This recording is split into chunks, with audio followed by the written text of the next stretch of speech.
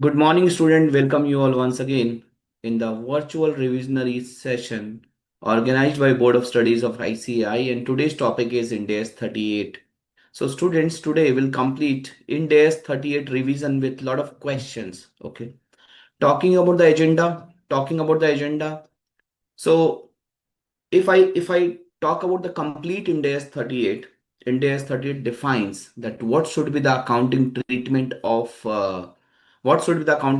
intangible asset. Okay. Good morning, Saminathan. So intangible assets are non-monetary, right? Non-monetary assets without having a physical substance. Intangible assets are identifiable non-monetary asset without having physical substance. And this standard talks about the objective and scope of of this Ind AS 38. Like this talks about that this standard is applicable on the accounting treatment of intangible asset, and on which intangible asset this standard is applicable. And so basically this standard talks about on which intangible asset this standard is not applicable, right? So there are a lot of intangible items. There are a lot of intangible items. For example, deferred tax asset. Whether deferred tax asset is an intangible item or a tangible item. It's an intangible item. You can't see deferred tax asset, but it is having a future economic benefit, right? Since Ind AS 12 is applicable on deferred tax asset, and hence Ind AS 38 is not applicable on deferred tax asset. Okay. Likewise, financial asset. On financial asset, again, financial asset is an intangible item. Since Ind AS 109 is applicable on financial asset, and hence Ind AS 38 is not applicable on financial asset. So likewise, we do have a list in this standard about intangible asset scopes out. The items on which on which other Ind AS is applicable, Ind AS 38 is not applicable. Okay. Otherwise, for all remaining for all remaining intangible item, Ind AS 38 is applicable. So we'll see the intangible asset definition a lot of time when we will going through with the complex questions or the questions. So intangible asset is defined as a non-monetary, identifiable non-monetary asset without having physical substance. Three words are very important. You can refer the detailed video lecture on this topic. This is the revisionary session, and hence I'll take more and more questions. Okay. So identifiable word is important to understand. Generally, the meaning of identifiable is separable. Okay. Or it is arising from contractual or legal rights. Then non-monetary asset, like PP is a non-monetary asset, inventory is a non-monetary asset, intangible asset is a non-monetary asset. Okay. So non-monetary asset means the asset which is not going to be settled in the fixed amount of money, fixed unit of money. So non-monetary asset without physical substance, without physical substance. Without physical substance means it does not have a physical appearance to it. It does not have a physical substance to it, right? It does not have a physical substance to it, right? So, like PP has a physical substance, it does not have a physical substance, right? So, friends, then we'll see the recognition criteria. So, what is the recognition criteria? Recognition criteria is there must be a future economic benefit which must be probable. Future economic benefit must be probable, and what is that? Cost can be measured reliably, and control must be there. The control must be there, right? Because intangible asset is kind of an item which is intangible in nature, and hence control becomes very, very important. Control generally, so power comes through control comes through the legal or contractual rights. Then we'll discuss initial recognition and measurement, right? So initial recognition and measurement, intangible asset are initially recognized at cost. Okay. It is initially recognized and measured at cost, and the measurement depends on the way you are acquiring your intangible asset. For example, for example, if you are if you are Acquiring your intangible asset, buying your intangible asset. In that case, if you are buying your intangible asset, in that case, intangible asset has to be measured at cost. If you are acquiring intangible asset through business combination, in that case, intangible asset has to be measured at fair value. Okay. If you are acquiring your intangible asset through government grants, in that case, there are two options available. Either intangible asset has to be measured at fair value or intangible asset has to be measured at nominal value. Okay. If you are acquiring intangible asset through exchange of assets, through exchange of asset.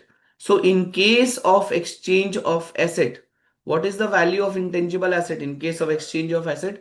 What is the value of intangible asset in case of exchange? Tell me.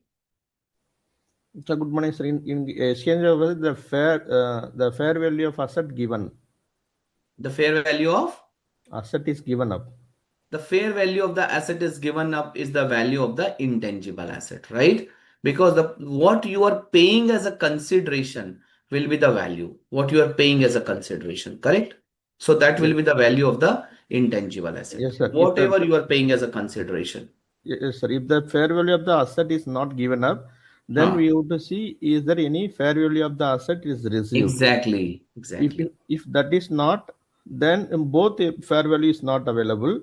Then we will go with the written down value of the asset is given up. You are absolutely right.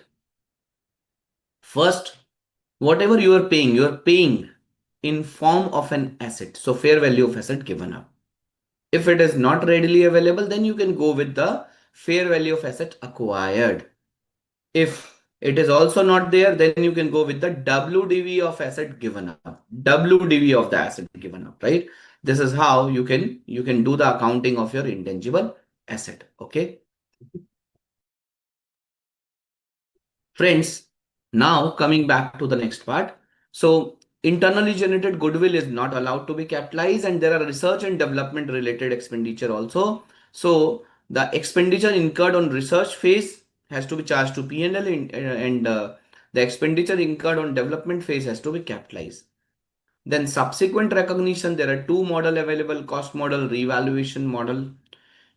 Cost model, you can compute the carrying value with the original cost minus accumulated amortization minus accumulated impairment losses. In revaluation model, it is revalued amount minus subsequent accumulated amortization minus subsequent accumulated impairment losses. In revaluation model, you have to revalue on the reporting date, you have to revalue the intangible asset at a fair value, okay? And that fair value will become the net value, the cost of that intangible asset, okay? And you have to charge amortization subsequently on the revised value, on the revalued amount, okay? If there is any revaluation surplus, it will go to other comprehensive income in the statement of profit and loss, right? If there is a first time, if there is a revaluation surplus, then subsequently if it is a revaluation loss, when you are again revaluing, so whatever revaluation surplus is available, the loss has to be adjusted from the revaluation surplus. First time if there is a revaluation loss, and then the revaluation surplus will come in the second time. So when the first time you had a revaluation loss, it will be charged to P&L. But subsequently, when you have a revaluation surplus, so whatever loss you have charged in the P&L earlier, to that extent, this revaluation surplus will also go to the P&L. P&L means it will be considered as a reversal of the earlier impairment losses. Okay. So friends, then amortization. So amortization starts when the asset is not put to use, available for use, right? If the examiner has to he has to confuse you, probably he will give you the date of put to use and date of available for use for you guys. Put to use concept is applicable in income tax, but in financial reporting and accounting, in the financial statement, the concept of available for use is applicable, right? And useful life of intangible asset. So useful life of intangible asset could be finite, could be indefinite. If it is finite, for example, a telecom company has acquired a telecom license for 15 years. So what is the life of this telecom license? For 15 years. 15 year. It is contractual, right? For example, an entity has acquired intangible asset in business combination, which is goodwill. What is the life of the goodwill? Life of the goodwill is infinite, Life of the goodwill is indefinite, not infinite, indefinite. indefinite. So either entity can estimate the life of the goodwill, means due to this goodwill, for how many years I will be able to receive the future economic benefit, right? For this good, for how many years I will be able to receive the future economic benefit, right? If it is not estimatable, if it is not be, if the entity is not be able to estimate, then the life will be indefinite. And if it is, if the useful life is not known, you can't amortize, correct? For amortization, the life has to be there.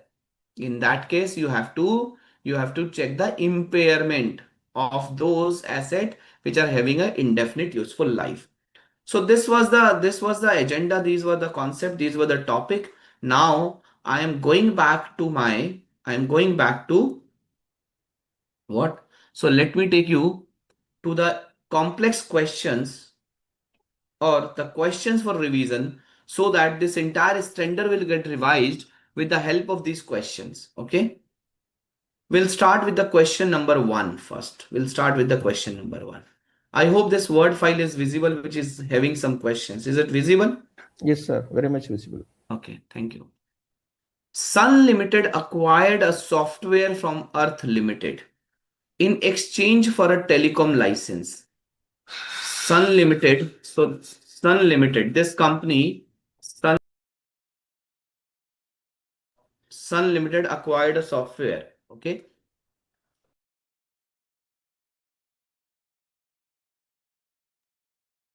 Sun Limited acquired a software. Okay. Software is also intangible asset from Earth Limited in exchange for a telecom license. It is also a intangible asset. Okay. So this question is for which concept? This question is belongs to which concept? Exchange of asset. Exchange of asset. Can I write it as exchange of assets? Okay. So I understood from the first line that this question touches the concept of exchange of asset. The telecom license is carried at 5 lakh rupee in the books of Sun Limited. So the telecom license is carried at 5 lakh in the books of Sun Limited. Okay. The software is carried at 10,000 rupees in the books of Earth Limited, which is not the fair value. Okay.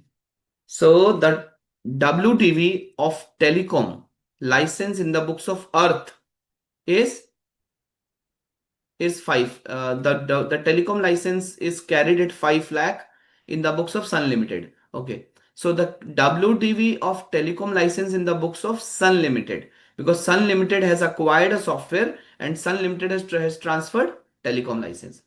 So WTV of telecom license is 5 lakh rupee, and the software is carried at 10,000 rupees in the books of Earth Limited.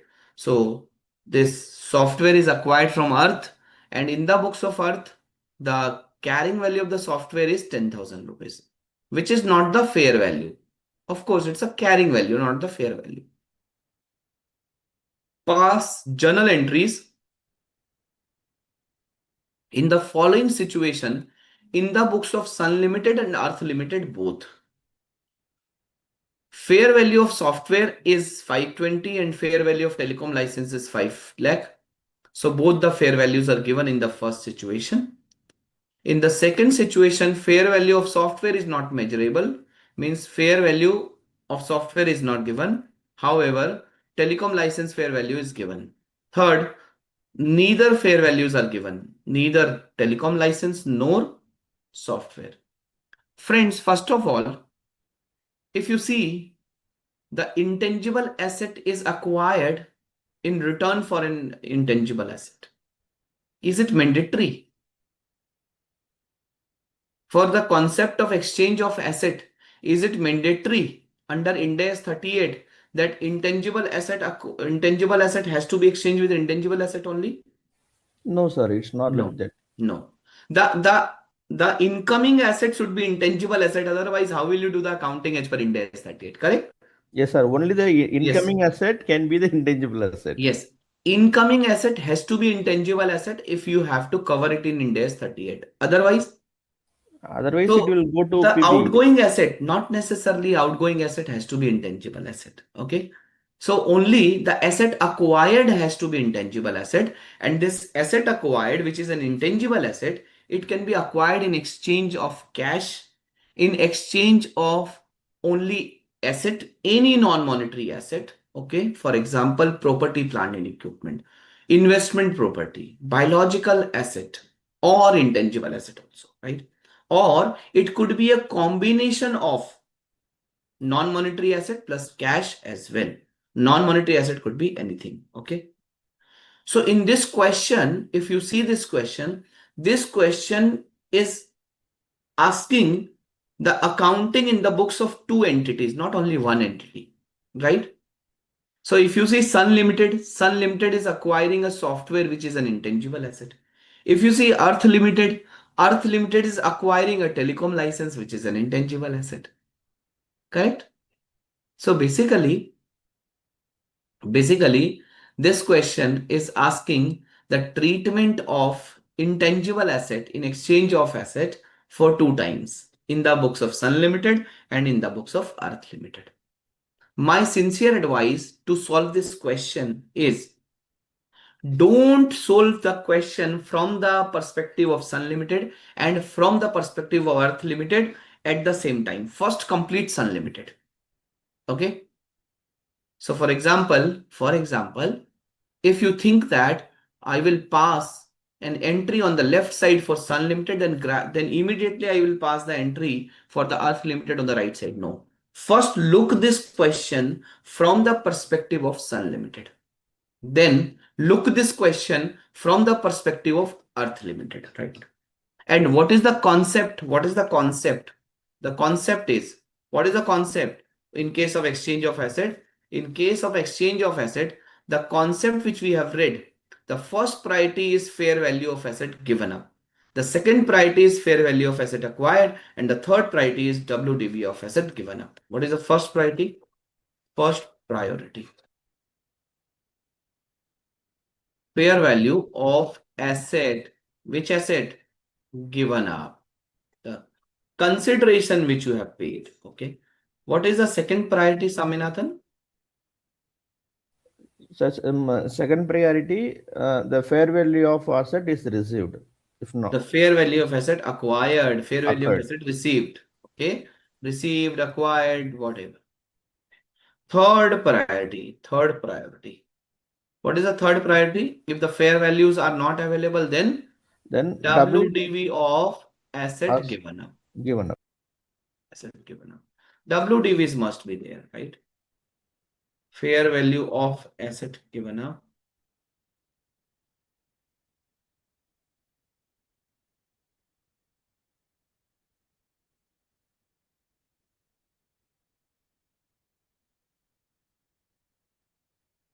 This is the concept, right? This is the concept. According to this concept, can we solve these questions? Can Yes, we sir. solve this question? Let's solve this question only from the perspective of Sun Limited. Forget about Earth Limited, right? So what is the incoming asset in Sun Limited? Software, Software. What is outgoing asset? telecommunication license. Telecom license. So let's solve one by one. So fair value of software is 520. So fair value of incoming asset in the books of Sun Limited is given. And the fair value of outgoing asset telecom license is also given, which is 5 lakh. What is the accounting entry on at which value we will recognize this software in the books of Sun Limited? Sir, here since both the fair value is given, we have to take the fair value of the asset is given up, which is Given up. yeah, What is the fair value of asset given up, which is telecom license? 5 lakhs 5 rupees. lakh. I am only talking about Sun Limited. I'll come to Earth Limited later on when I complete entire three entries of Sun Limited. So what is the accounting entry? Software account debit to telecom license account. To telecom license account. Software account debit to telecom license account. Because telecom license is going and software is coming. What is the value of software coming? 5 lakh. 5 lakhs. Software coming, the incoming asset has to be measured at fair value of asset given up. Software account debit 5 lakh to telecom license. We will credit telecom license with WDV or with fair value.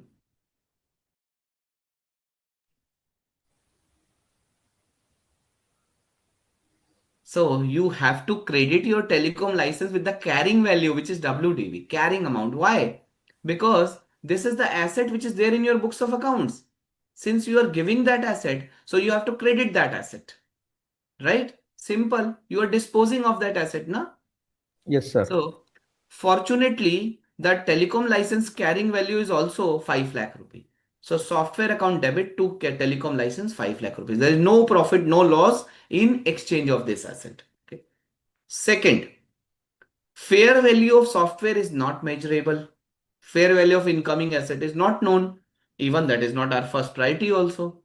But telecom license is transacted by other company at 490 means fair value. So what is the value of the software?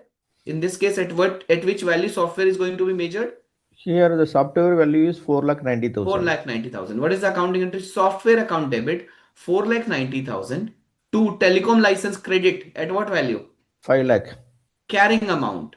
Because Yes. whatever is coming in the books, you have to de-recognize it.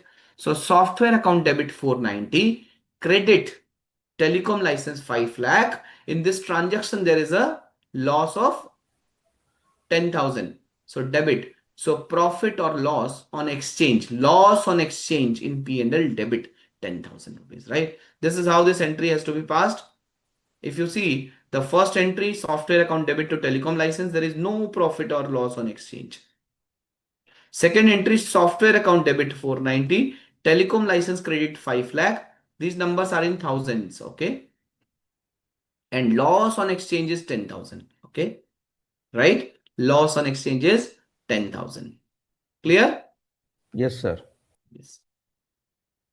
Then the third entry. See, what is the third situation? Neither fair value neither fair value of software nor telecom license could be reliably measured. So fair value of both the assets are not known. Then what to do? Then we have the WDV of that asset What given is the up. WDV of asset? WDV of asset given up? 5 lakh rupees. 5 lakh rupees. Same accounting entry. Same accounting entry. Software account debit to telecom license 5 lakh rupees. Okay. Now let's solve this question from the lens of Earth Limited. In the books of Earth Limited. Tell me which asset Earth Limited is acquiring? Acquiring the software. Software. Software. Sun Limited is also acquiring software and Earth Limited is also acquiring software. No, no, no. That Earth Limited is acquiring a telecommunication license. They are giving the Earth software. Earth Limited is acquiring a software in the books of Earth Limited. Sorry. In the books of Earth Limited, they are acquiring telecom license. Incoming asset is telecom license. And what is outgoing asset in the books of Earth Limited? Software. Software. Right? Yes, sir. Yes. Now, Earth Limited has acquired a telecom license and Earth Limited has surrendered a software. So what is the carrying value? What is the WDV of the software in the books of Earth? 10,000 10,000. rupees. It is given in the question, right? Yes, sir. 10,000 rupees. It is given in the question, correct? Yes, sir. 10,000 rupees. Okay. So the WDV is 10,000 rupees. The WDV of software in the books of Earth Limited is 10,000 rupees. Now, let's discuss this question. The first situation in the books of Earth Limited. Fair value of the software is 520. Fair value of asset given up is 520. And fair value of the asset acquired is what? 5 lakh. 5 lakh. So, which value you will use for measurement of telecom license in the books of Earth? Software fair value. Software fair value of asset given up. So first of all, what is the accounting entry? Telecom license account debit, because it is the incoming asset. Two, what is credit? To To credit to software. To software. software. Earth is giving software. And if you see, when this question is double facet question, you must have seen when we are discussing this question, we are little bit confused in talking about who is acquiring what, right? There Yes, was sir. some slip of tongue, right? Yes, sir. So if you will solve this question simultaneously, for example, point number one, Sun Limited in the books of entry, in the books of Sun Limited, in the books of Earth Limited, there are high chances that there can be error. High chances. Okay. I'm not saying always every student will make a error, but there are maximum chances that the student will commit, maximum student will commit error, right? In the books of Earth Limited. Probably not in the books of Sun Limited, because in their mind, they are very much clear that I have to pass an accounting entry in the books of Sun Limited. In their mind, they are very much clear that Sun Limited is acquiring software and giving telecom license. But the high chances entry will be wrong. Entry means the numbers may be wrong, the figures may be wrong in the books of Earth Limited. That is why I told that first complete Sun, then complete Earth. Now we are very much clear that Earth is acquiring telecom license and Earth is giving software. So what is the accounting entry? Telecom license account debit to software. So telecom license will be measured as per the fair value of software given up. What is the fair value of software? 520. So telecom license debit by which value? 5 lakh 20. 520. 5,20,000. To software. Software is credited by which value? 10,000 rupees. 10,000. Why 10,000? It is Because a WDV. you are de-recognized software. So when you are de-recognizing software, whatever is the value in your books, it has to be credited. Simple. So telecom license account debit 520, software account credit 10,000, and the remaining 5 lakh 10,000 will be profit on exchange, right? Profit on exchange. You can see in the same transaction, Sun Limited does not made any profit, but Earth Limited has made a profit of 5 lakh 10,000. Correct? Yes, sir. Now, the second situation. Fair value of software is not measurable. Means for Earth Limited, fair value of asset given up is not measurable. So the first priority, fair value of asset given up is not measurable. Then where we will go? Fair Fair value of value of asset is asset received. received. So, however, similar telecom license is transacted by another company at 490. Means fair value of asset acquired is given. Then fair value of asset acquired will be will be the value, right? So, if the fair value of asset given up is not given, then we will use the fair value of asset acquired. So, telecom license account debit, what is the value? 4 lakh 90,000. 490. So telecom license account debit 490 to credit software by what value? Of course 10,000. Of course 10,000. So telecom Soft license account debit 10,000. 490 to software credit 10,000 to profit on exchange 480. Clear? To profit on exchange Yes, 480. sir. Right? Clear? Service. Now let's move to the third part. What was the third part? Neither fair values are given nor asset given up, means neither the fair value of software is given nor fair value of telecom license is given. What to do now? Now the Then WDV of WDV that of asset, asset given up. WDV of asset given up. WDV Given of up. asset given up will be the value. WDV of asset given up will be the value. So what is the WDV of asset given up? 10,000. 10,000. So telecom license has to be measured at 10,000. Telecom license account debit 10,000 to software 10,000, right? So how we have solved this question? We have solved this question with the patience, with the calmness. We understood the concept. Concept number one, whenever you measure the value of asset acquired in intangible asset standard, number one, in case of exchange of assets, Number one, you have to measure your incoming asset at fair value of asset given up. First priority. If it is not given, then fair value of asset acquired will be the second priority. If both the fair values are not given, then WDV of asset given up is the value which becomes the value of the incoming asset. So basically, you are replacing your one asset with the another asset, like Sun Limited. What Sun Limited has done? Sun Limited has taken software and given telecom license.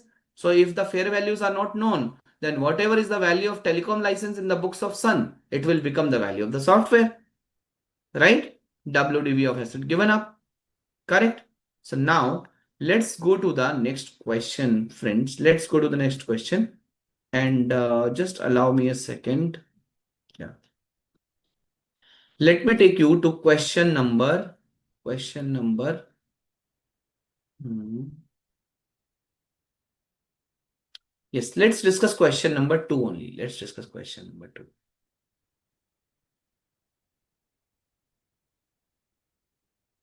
Expenditure on new production process, right? Expenditure on a new production process. So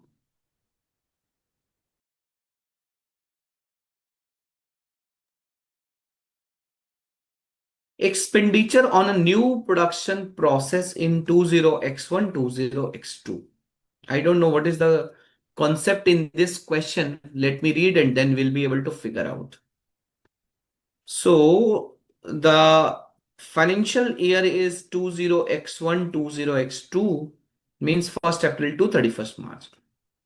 And there are some numbers which are given. 1st April to 31st December, the expenditure incurred is 2700,000 lakhs, whatever. Okay. But the number is 2700.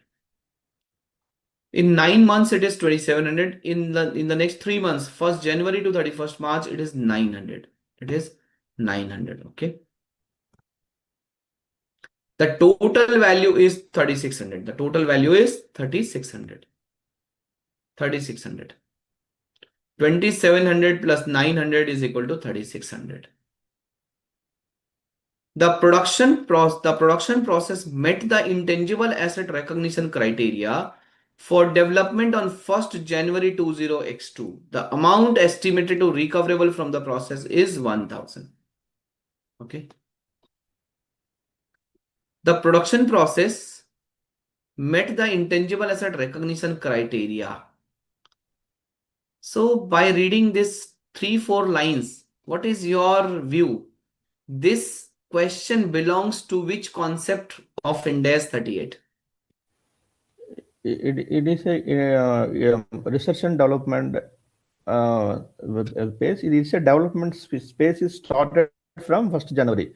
So we are eligible to capitalize. So just a minute, Saminathan. You are just jumping on outcome. I am asking the only that which part of the concept, and you have rightly mentioned research and development, correct? Yes, sir. So I will say it as a internally generated intangible asset. Can I say they are talking about new production process? Yes, sir. Internally Internally, generated intangible asset, right? yes, sir. Intangible assets. Okay. So far, I have understood that this question belongs to the family of internally generated intangible asset. Okay.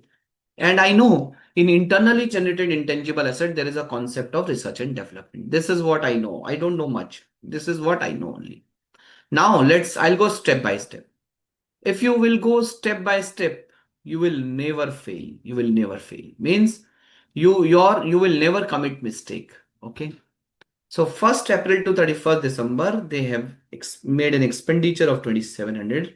1st Jan to 31st March, they have made an expenditure of 900. The total expenditure is 3600. The production process met the intangible asset recognition criteria for development on 1st January 20x2. The amount estimated to be recoverable from the process is 1000. Okay. So this is meeting the intangible criteria on 1st January. Means meeting the intangible asset recognition criteria for development on 1st January. What does this mean?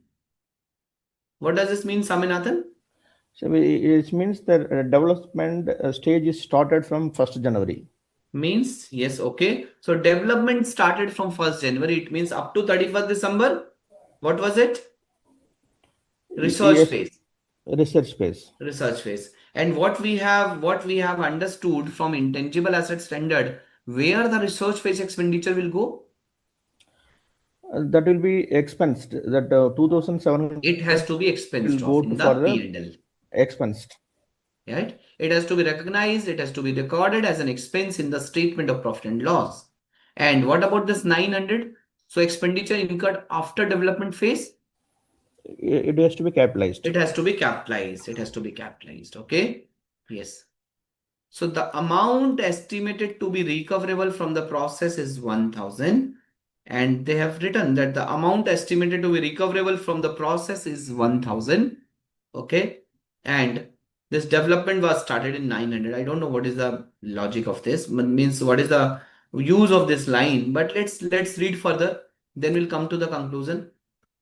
Expenditure incurred for development of the process in financial year 23 is 6000. Okay. So the first year was closed in this paragraph. Okay. It means on 31st March 2020x2, basically, this line is talking about what is the value, future economic benefit expected from this development. Right. The recoverable value of this development is 1000 rupees. Right. And what is the value of the capitalization? What is the amount 900. capitalized? 900. 900. So 900 is the amount we have capitalized. It is coming in our books of accounts.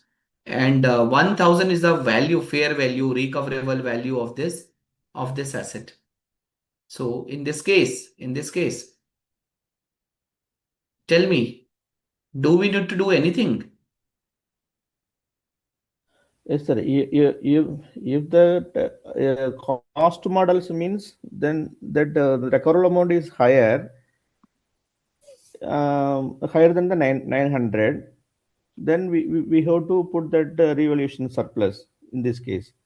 But if it is a cost model, then we will not do nothing, because no, it is not that impairment. If it is a revaluation model, definitely this 100 excess we have to take into revaluation reserve, OCA account. Saminathan, if you see this question, so basically, you know what happened? When you internally generate intangible asset, it has a life cycle, right? What is the life cycle?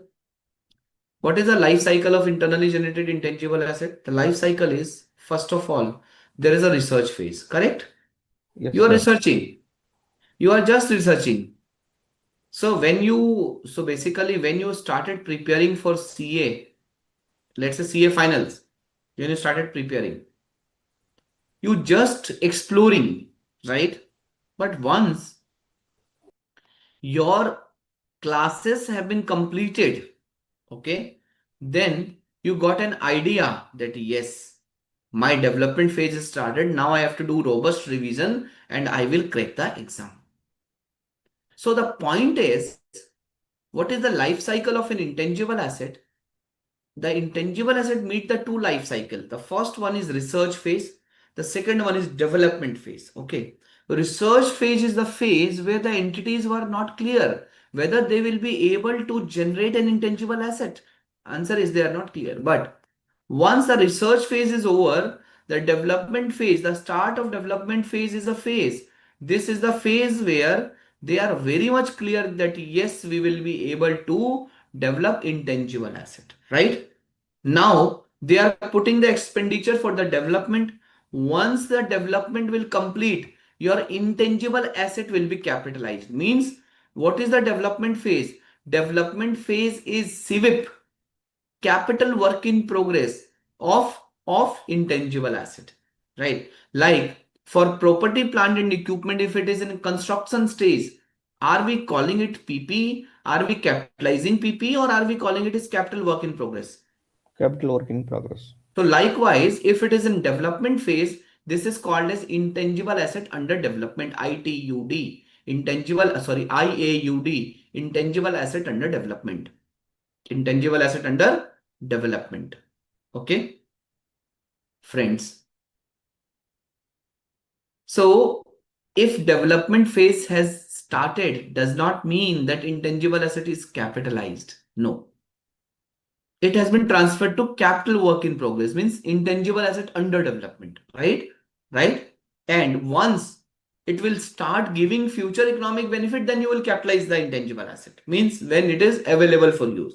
Okay, so cost model, revaluation model, this revaluation model only come into picture when intangible asset is already capitalized, when it is already coming at the carrying amount. Is that clear? Yes, sir. Yeah. So, but impairment assessment happens for the complete asset also and for the work in progress asset also, right? Yes, sir. Impairment assessment happens. Impairment assessment happens, na? Yes. Yes, sir. So this line is only giving you an indicator that there is no impairment. What happens if this instead of 1000 it would have been 800 then? Then the impairment we Then need to impairment of recognize this 100. this development expense impairment has to be there. This intangible asset under development must be there. And what is intangible asset under development? It is CWIP of intangible asset. Yes. Expenditure incurred for development of the process in financial year 23 is 6,000. 6,000. Okay. Asset was brought into use on 31st March 23 and is expected to be useful for 6 years.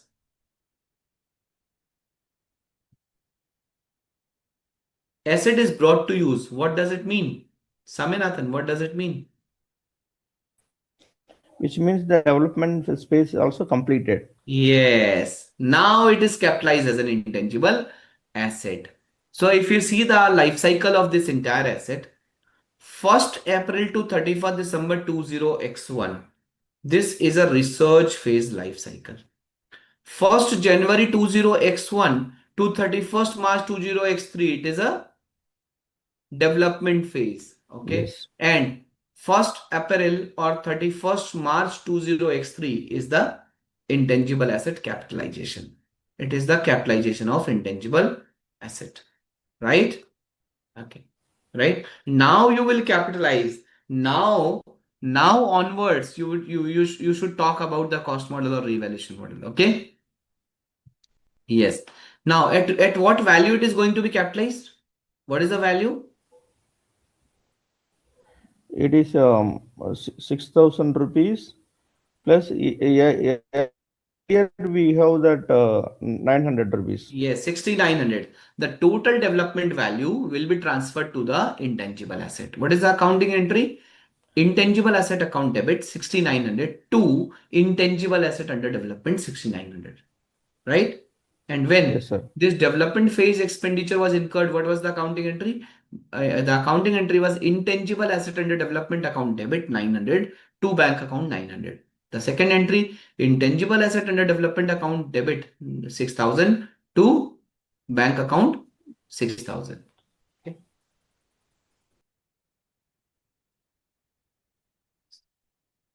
Yes. What is the carrying amount of intangible asset at 31st March 20x2 and 31st March 20x3, right? What is the carrying amount of intangible asset as at 31st March 20x2 and as at 31st March 20x3? Okay. It is asking about the carrying value, right? While the question talks about carrying amount of intangible asset, but in 31st March 20x2, it was not intangible asset, it was intangible asset under development. On 31st March 20x3, it becomes an intangible asset. Okay. But don't challenge the question, and you can simply say that what is the carrying value of intangible asset on 31st March x2? 900. Right? So total expenditure is 3,600. Expenditure during development phase is 900. Expenditure to be transferred to P&L is 2,700, right? So what is the carrying amount of intangible asset on 31st March 20x2? Expenditure during development phase will be capitalized, 900, okay? And capitalized under intangible asset under development. Recoverable amount is higher, being 1000, hence no impairment. Then 31st March 0x3, we discussed carrying amount of intangible asset on 31st March X2 900. Further expenditure during development phase 6000. The total value is 6900. Okay, right? Clear? Yes, sir. Now let's go to the next part of the question.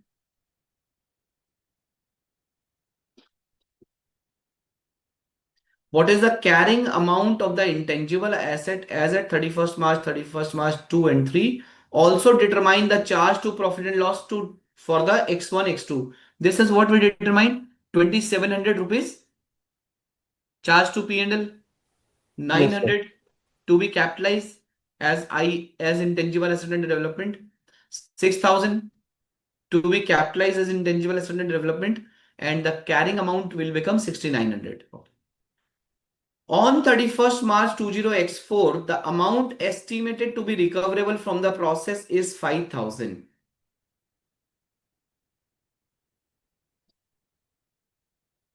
Saminathan, after 1 year, 31st March X3, the value was 6900. After 1 year, 31st March X4, the value, the recoverable value is 5000. So tell me, what is the treatment of this line and what is the amount to be charged to P&L in 20x3, X4 on account of impairment loss? Yes, sir. Sir, we have 31st March 2003 is a value is transferred to intangible asset is 6,900. So, and that time its expected useful life is 6 years, which means Hmm. 6,900 divided by 6. It comes to 1,150. Very From good. if I reduce from that, if you reduce from there, it comes to 5,750 is there. That is a carrying value. Now, at end of the year, it's estimated as 5,000, which means that recoverable value is lower than the carrying value. There is a impairment loss of 750. That 750 will be charged to P&L. Very good, Saminathan. And people, what people made a mistake. So the useful life of 6 year is given. 31st March 0x3, this asset was capitalized. Means you have to charge amortization also. No, you have to charge depreciation, amortization. Okay. So if 6900 is the value of intangible asset, divide by 6. 1150 is the value of amortization. 5750 is the carrying value after amortization, before impairment loss. But recoverable value is 5750 will be impairment loss charged to P&L. And 1150 is the amortization charged to P&L. Okay. This is what we need to see. Okay. And then what is the carrying value of your intangible asset on 31st March X4? Of course, 5,000. 5000. 5000 will become the carrying value, right? And now, what is the value of the amortization in financial year X5? Tell me. Sorry, X5 will be 5,000 divided by 5 again we go to, then Yes. 1,000 rupees. So opening WDV, opening carrying value divide by remaining useful life. Always remember, and Saminathan, you must be able to remember that in my PP, in my Index 38 intangible assets standard, I always told that whenever you have to compute depreciation or amortization, take the carrying amount, divide by the remaining useful life. Yes? Yes, sir. In this Yeah. case, So, remaining useful life is 5 years. yes.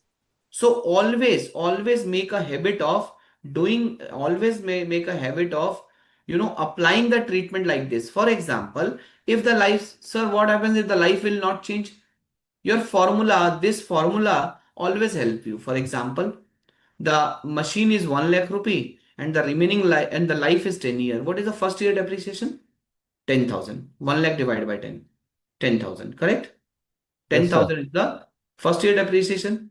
Then, for example, in the next year, what is the carrying amount in the next year? 9,000 rupees. Carrying amount is 9,000 rupees. In the next year, carrying amount is 9,000 rupees. Okay.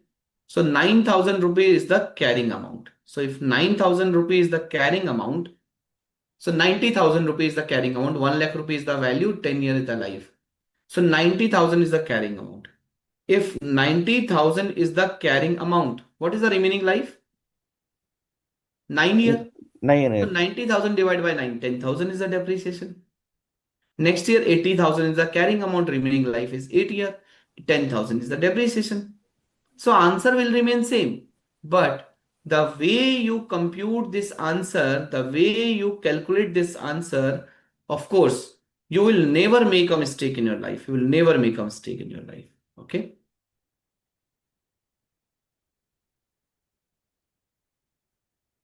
So we completed this question number 2 also, and we covered the concept of research and development. We covered the concept of amortization and impairment also. We understood that in the development phase, it is a capital work in progress. The depreciation amortization does not happen on the development phase. Okay.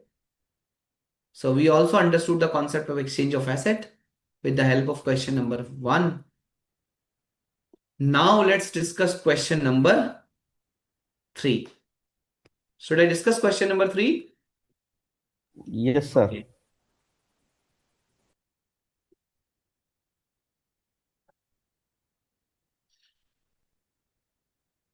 I don't know what is the concept of question number 3, but let's discuss. And when we will read, we will be able to understand the concept on question number 3. But seemingly good question. X Limited purchased a patent right on 1st April 20X1 for 3 lakh. What is the original cost? 3 3 lakh. lakhs rupees. 3 lakh. Which is a legal life of 15 years. Legal life means contractual life is there, 15 years. However, due to the competitive nature of the product, the management estimates a useful life of only 5 years. Have you remembered the concept of useful life in intangible asset? The useful life is a contractual life, legal life. Generally, it is coming from that. So the useful life cannot be more than the legal or contractual life. But can it be less than the legal life or contractual life? Yes, sir. Yes. You remember I took the example of a strip of a medicine strip of a tablet. Yes, sir. 10 tablet, only 4 tablet is useful. Yes. So you had a headache and the doctor told you, or let's say your parents told you, take a Ceridon, take a medicine, take a Ceridon or Disprin.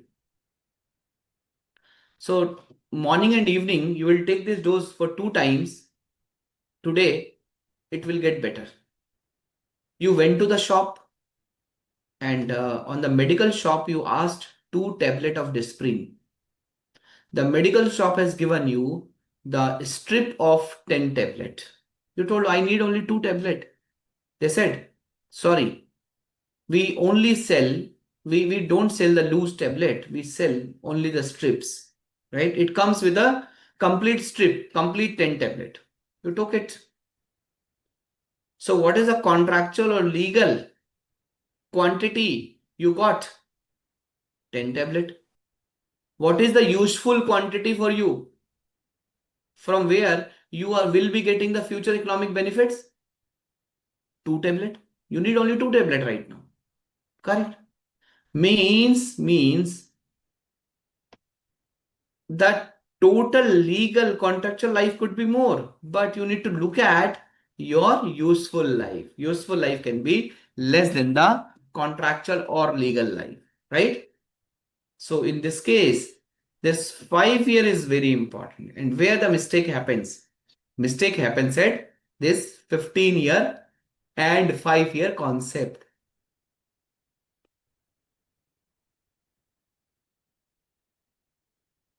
Yeah, 15 year and 5 year concept. Straight line amortization is determined by the management to be the best method.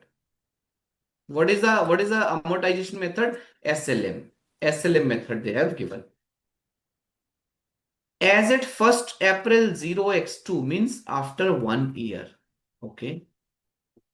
Management is uncertain that the process can actually be made economically feasible. and decide to write down the patent to an estimated market value of 1,50,000. What it is indicating? It will be not economically feasible, decide to write down. What it is indicating? It's impairment. It is indicating impairment. Very good. And decides to amortize over 2 years. Oh, it says that they have decided to amortize only over 2 years. Means change in useful life they are talking about. Correct? Yes, They are sir. also talking about change in useful life. As on 1st April 2003, as on 1st April 2003, having perfected the related production process. Oh, 1st April 2003, after 1 year, they made some perfection in the production process. The asset is now appraised at a value of 3 lakh. The asset value is increased now. So increase, so means reversal of the impairment loss, increase in the value of the asset. Furthermore, the estimated life is now believed to be 4 more years. 4 more years. Earlier the life was, see the question, this question has so many lives, right? Yes, sir. This question has a legal and contractual life of 15 years. Then it got reduced to 5 year. Okay. Then it got reduced to 2 year. Then it will increase to 4 more years, right? So determine the value of intangible asset at the end of each financial year. This is what the demand of the question is. So this question is talking about three aspects if you see. This question is talking about the concept of useful life, correct? Yes, sir. This concept is talking about the revaluation also. The value is increasing, changing. Useful life, revaluation, and this question is also talking about change in useful life. So first of all, how to determine the useful life at the beginning, okay? Then change of useful life and revaluation. Three aspects this standard is covering. Three aspects. Now let's discuss one by one. What is the original cost on first April 0x1? It's 3 lakhs rupees. What is the life? 5 5 years. years. What is the depreciation for the first year? 3 lakh original cost divided by 5 years. 3 lakhs divided by 5, it's 60,000 rupees. So what is the carrying amount on 31st March 20x1, 20x2? 2 lakh 40,000. 2,40,000. And what is the value on the next day? On 1st April X2, what is the value, estimated market value is there? 1 lakh 50,000. 1,50,000. What does it mean? It is 90,000 is impaired actually, that impaired. carrying value. Yeah, 90,000 is impairment. So if you see, 240 is the value on 31st March X2. Okay. And on 1st April X2, the downward revaluation is recorded by writing down the asset to the estimated value of 150, which is 90,000, charged to P&L as an impairment loss. Carrying value 240 less 150, correct? Yes, sir. So now, what is the value on 31st March 20X3? X3 that 1 lakh 50,000 divided by 2 years. The remaining Divided is by 2 years, okay? 75,000 is the depreciation. So carrying amount as on 31st March X3 is how much? 75,000. 75,000. Okay. Now it says that on 1st April X3 means next day, the asset is appraised at the value of 3 lakh and the estimated useful life is also now believed to be 4 more years. Means what was the value on 1st April 2003? The carrying amount 75,000. What is the revalued amount? 3 lakh. 3 lakh. Okay. So, out of the revaluation gain of 225, right? So, the revalued amount is 3 lakh. So, if you will opt for revaluation model and you will revalue, if you will revalue, so what is your revaluation gain? So gain is 2 lakh 25,000. So what is the treatment of 225? The entire 225 will go to the other comprehensive income. No, sir. We have already 90,000 impairment loss is there. Okay. To So the what to extent, do? What yeah, to do yeah. with that? Yeah. Intangible account, intangible asset debit 2,25,000 to profit and loss account, impairment loss. That's of Reversal. 90,000 reversal. Then the remaining value will be taken into the revaluation reserve account, OCI. Okay. Very good. So basically, to the extent we have already charged impairment loss in the earlier year, it has to be reversed. So what should I do? I will debit intangible asset completely by 225, but I will credit my P&L to the extent I debited my P&L on account of impairment loss. So 2 P&L credit, which is reversal of impairment loss 90,000, and 2 revaluation surplus OCI is 1 lakh. How much? 35,000, right? So this is your value on 1st April 20x3. Now, what is the closing? What is the carrying amount on 31st March x4? Now your revalued amount is 3 lakh Yes, on sir. 1st April x3. What is that? What is the carrying amount on 31st March x4? Now Now the the again, remaining useful life is 4 years. लिखा था ना 4 more years. yes, sir. We have to divide by 4 years. 3 lakh divided See, by, yeah. yeah. So net value, what is the carrying amount? Carrying amount is 3 lakh minus 75,000 rupees of amortization. Okay. So this will be the carrying amount. So value as on 31st March X4 is 225 and so on and so forth.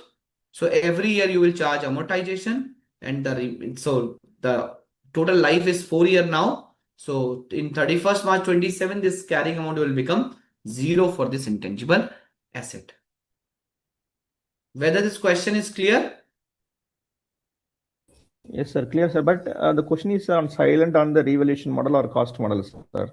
So basically, this you need to interpret because the question says that if you read the question carefully, the asset is now appraised at a value of 3 lakh. The question is not talking about the market value of this asset is 3 lakh. Question में क्या लिखा है? Is now appraised. मतलब अब हो गया. Correct?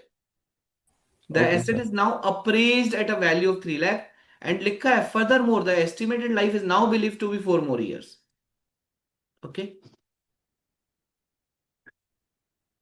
Yes. But if the question only says that the recoverable value of the asset is now 3 lakh or fair value of the asset is 3 lakh, then you can also consider that we are opting for a revaluation model. Okay. In this case, we are doing a revaluation. Okay, Clear? sir. Got it, sir. Though it is not explicitly is given, okay, it's implicitly It it is is. implicitly given. It is Yes, sir. implicitly given, Saminathan. Can I go to question number 5 now? Question number 5 first.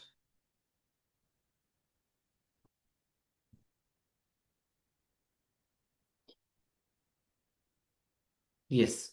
I hope the question number 5 is visible. Yes, sir. Yes. Just allow me a minute. Just allow me 1 minute. Okay, sir.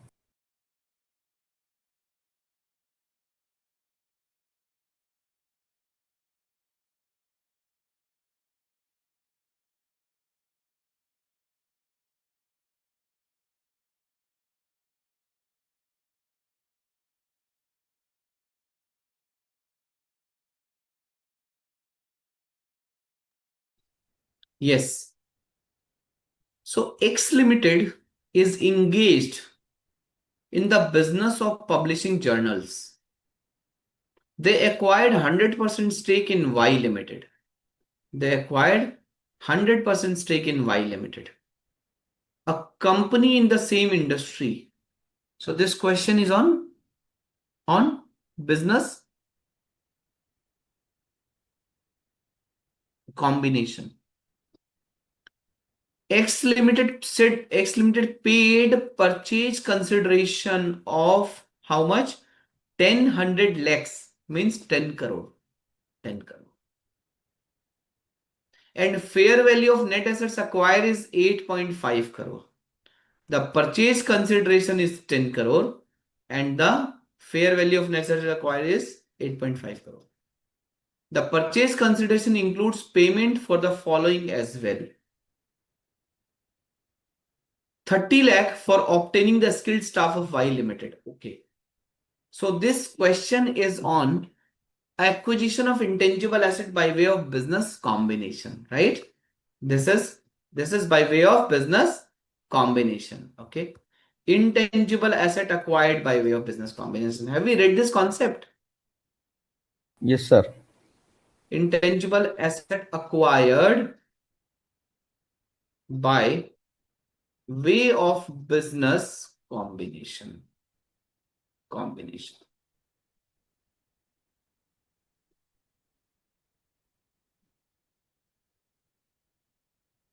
Intangible asset acquired by way of business combination. X Limited, okay. So they acquired 100% stake. And same industry paid purchase consideration 10 crore, fair value of net assets 8.5 crore. So how much they have paid extra? 1.5 crore. Yes, sir. The purchase consideration includes, but this purchase consideration of 10 crore, this includes payments for the following as well. So this company has paid 30 lakh rupees for obtaining the skilled staff of Y Limited. Right. So the company has paid 30 lakh rupees for the purpose of skilled staff. Means the staff of this company was good. And hence the company has paid 30 lakh rupees. 50 lakh rupees the company has paid a payment towards non-compete fee. Right. Non-compete fee means this Y Limited will not compete in the same, because they are in the same line of business, right? And this company has acquired, so there is a non-compete fee that this company will not compete in the same line of business for next 5 years. So 50 lakh they have given on account of non-compete fee. What is the benefit by paying a non-compete fee? The, The monopoly. yes, sir. Monopoly, They, they will be able to charge more price, more, and they will be able to sell more and charge more. yes, Monopoly. sir. Future economic benefit is more and more. Okay.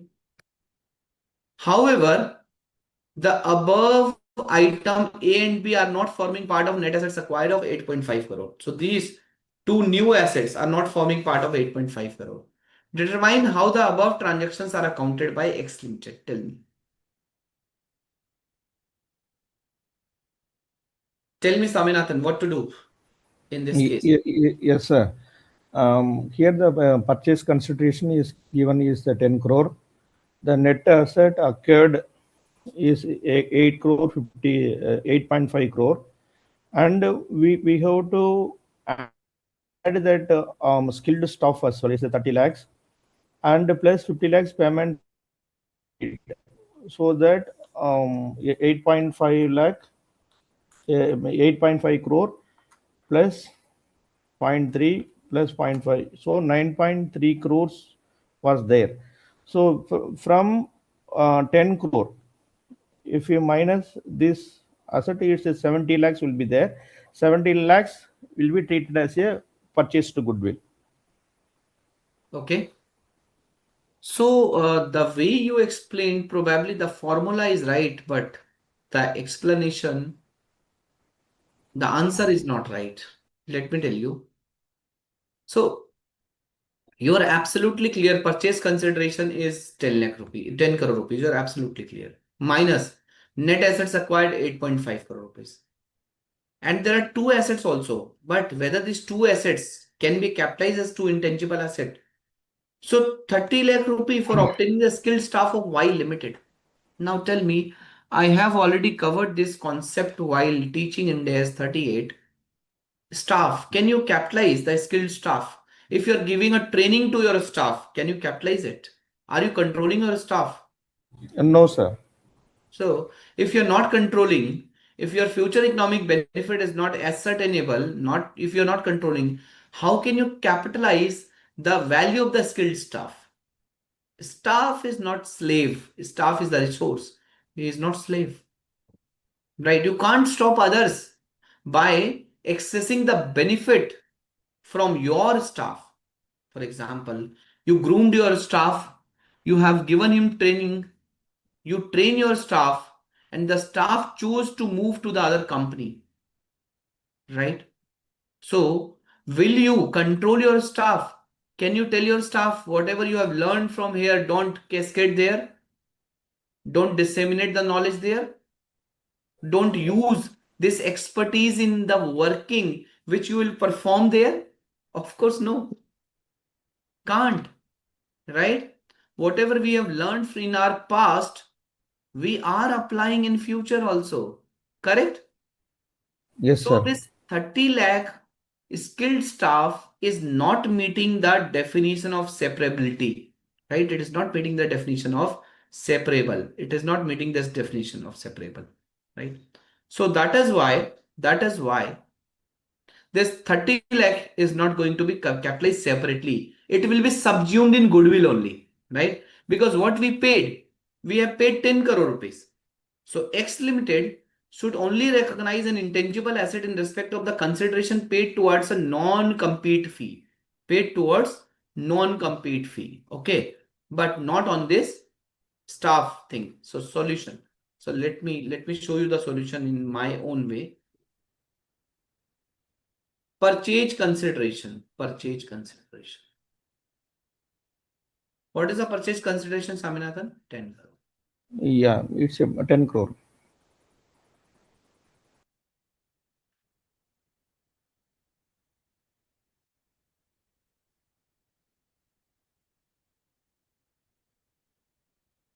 Net assets acquired. How much is the net assets acquired? 8 crore 50 lakhs.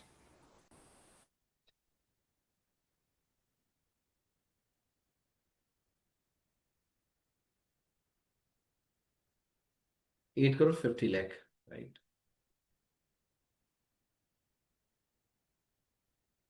Then less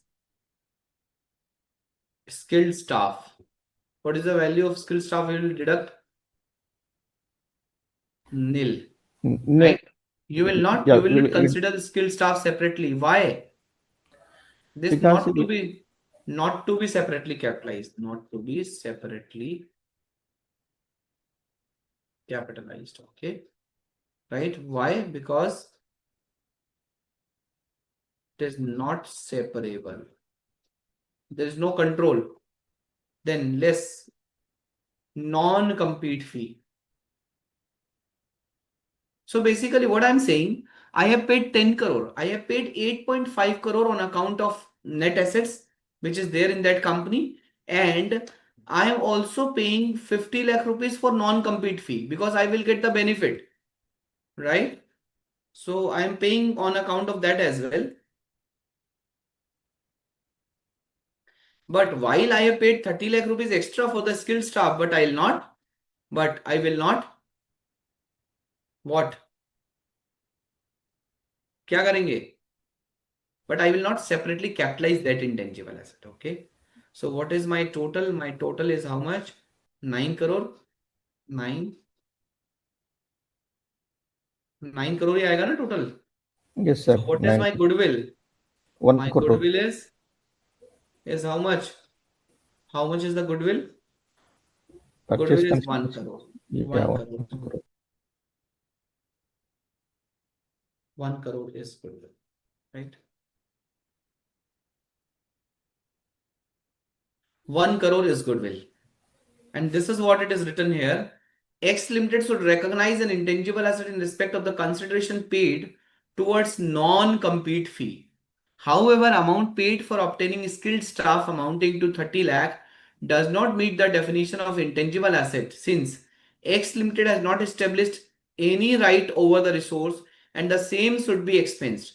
The entity has insufficient control over the expected future economic benefit arising from the team of skilled staff. Therefore, 50 lakh will be separately recognized as an intangible asset, whereas amount paid for the obtaining skilled staff does not meet the recognition criteria for being classified as a separately intangible asset. However, since it is acquired as part of business combination, it forms part of the goodwill recognized at the acquisition date. The value of goodwill would be how much? 1 crore. Is it clear? Understood very well? Yes or Yes, sir. no? Yes, sir. Understood it? Yes. So let me write this as an explanation. है ना? Explanation to solution 5. So in your exam, what you are required to do? In your exam, if this question will come in your examination, will you provide the solution in this manner, or will you provide the solution in the below manner, like it was given in the institute material? Yeah. Will you provide this way, or how will you answer, or you will answer in this way? The above one, right? Yes, You sir. should The answer. You above should, one, yes, we you should need to answer provide like, that little bit explanation also why we are yes. not. Like I have explained, na, skilled staff, nil. Why nil? Because not to be separately capitalized, because it is not separable. It is not a separate asset. Yes, It sir. is not a separate asset. Okay. So little bit explanation if you want, you can give. Okay. But even though if you will write like this, you will get a full marks. Okay, sir. Got it. Clear? Clear, sir.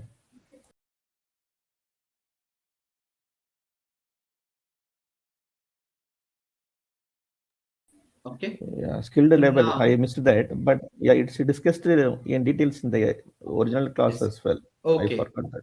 Sure, sure. Yeah, now let's discuss another question. Uh, Let me find out which question I should take.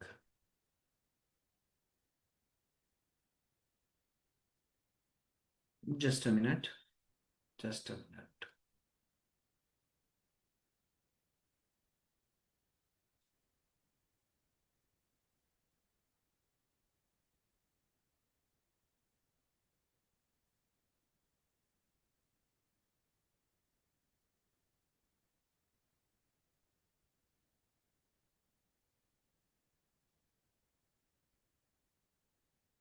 Yes, let's discuss question number. Which question we have left earlier? We have left in the sequencing, we have left question number, I think 4, right? Ha.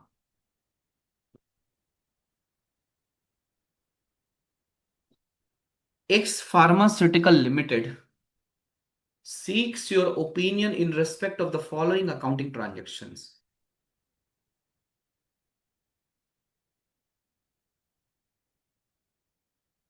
Acquired a 4-year license, means useful life, to manufacture a specialized drug medicine at a cost of rupees 1 crore at the start of the year. Production commenced immediately. At the start of the year, production commenced immediately. So acquired a 4-year license to manufacture a specialized drug at a cost of 1 crore at the start of the year. Production commenced immediately.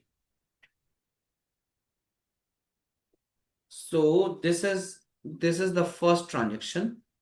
So 1 crore rupees is the cost. What you will do? Production commenced immediately, which means it's a development space. So this is license. This is license. Okay, So which license means you have acquired, and you yeah, have acquired for some production, and production started. So this is an intangible asset. License is an intangible asset. intangible. We need to capitalize this 1 crore. Capitalize. And what is the useful life? 4 years. What is the amortization every year? Every year, it's a 25 lakhs. Simple. Next, part number 2. Point number 2. Also purchased another company at the start of the year. Also purchased another company, means business combination, As part of that acquisition, X Pharma Limited acquired a brand with a fair value of 3 crore based on sales revenue. The life of the brand is estimated at 15 years. What is the accounting of this transaction?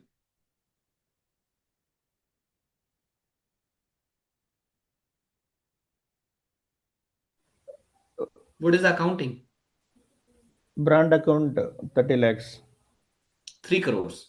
Sorry, 3 crores to cash account, the bank account.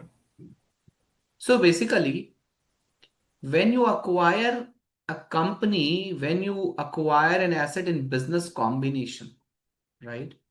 That asset has to be capitalized at fair value. Correct? In business combination, you fair value the assets. Yes, business sir. Combination में fair value करते हैं ना, book value पे तो नहीं लेते ना. You Only the have to. book value will use only when there is a common control transaction. Yes, exactly. Appendix You're B. absolutely right. So book value has to be used when there is a common control transaction. Okay. Yeah. So in this case, what your brand will be capitalized because you have paid. Your brand will be capitalized at 3 crore rupees. Okay. And 15 years is the life. Every year it is amortized. 3 crore divided by 15. So you will amortize 20 lakh rupees every year. Then next. Then next.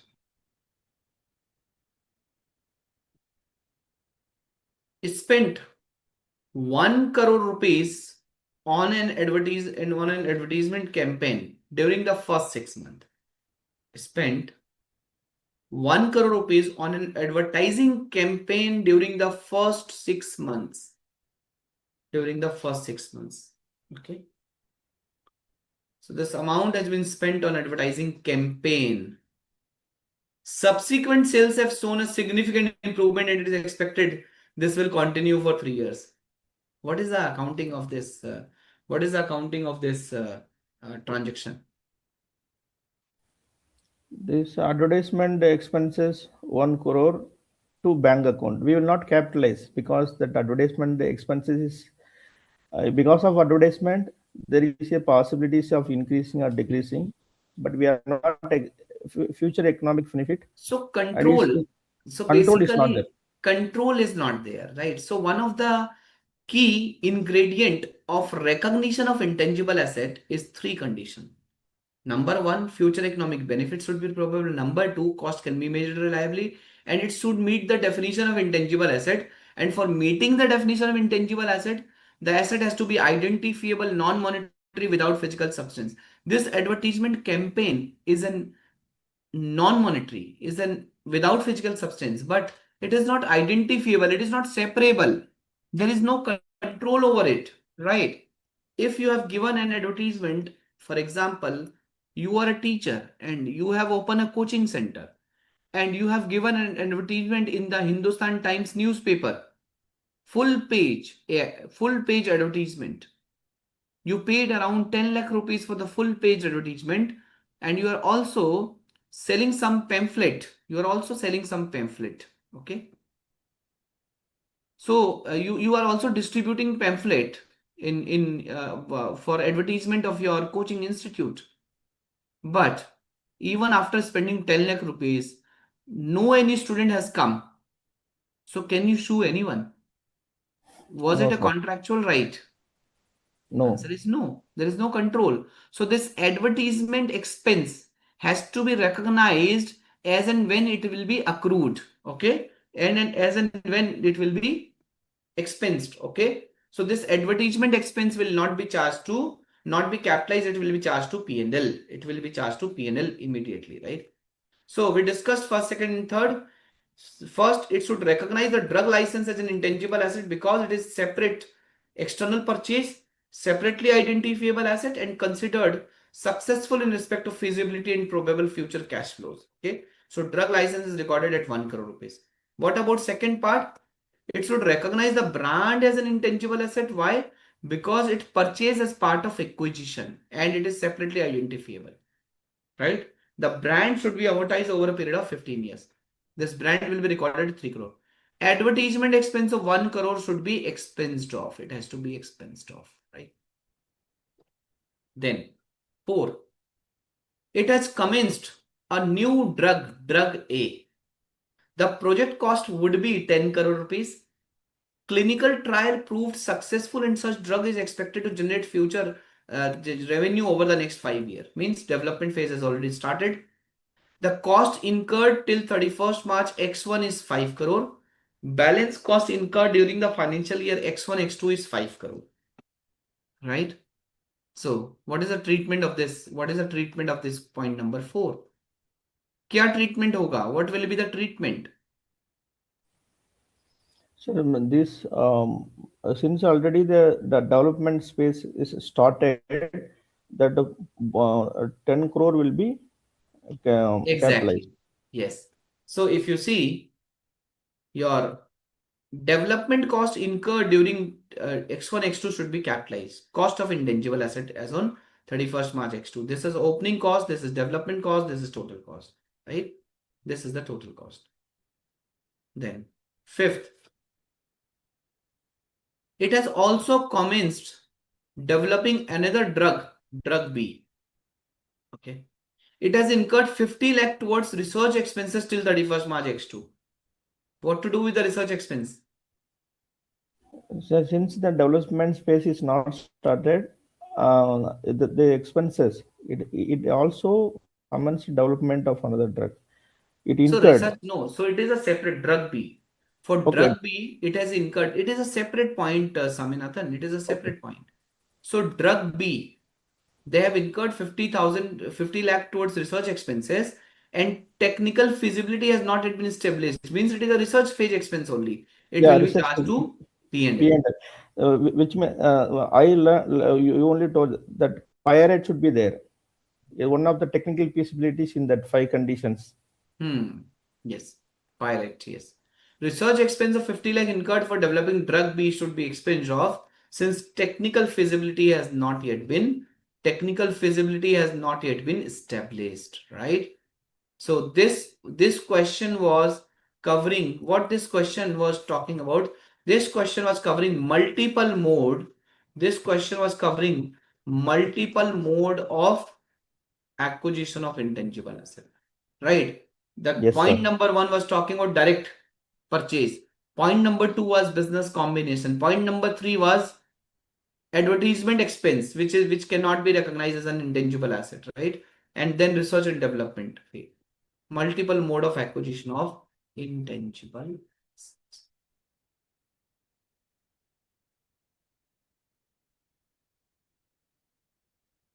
Okay, clear? So Yes, sir. friends, it's 8:29 now. Roughly it's 8:30. So we'll start in next 13 to 14 minutes. So we'll start at 8:44, okay, or 8:45. Let's have a break for 13 to 14 minutes. Okay, sure.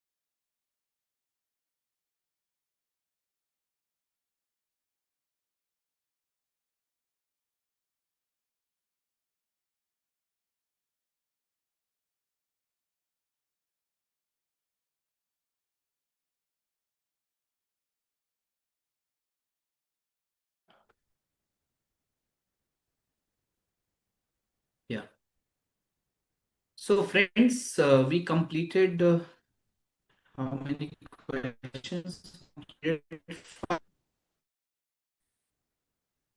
Question number 1, we discussed concept of exchange of asset in detail. Question number 2, we covered. Question number 2 is on internally generated intangible assets. Question number 3, we have covered the concept of useful life, revaluation model and change in useful life. Question number 4, recently we have covered multiple mode of acquisition of intangible assets. And question number 5, we have covered on intangible asset acquired by way of business combination. Now we have question number 6. Let's discuss this question number 6. One of the senior engineer at XYZ has been working on a process to improve manufacturing efficiency and consequently reduce manufacturing cost since 1st April 20x5. Right, and they have been consequently reducing manufacturing cost since 1st April 20x5. This is a major project and has the full support of XYZ's board of directors. Okay. So they are working on a new process. Right? They are working on a new process. Okay. Yes.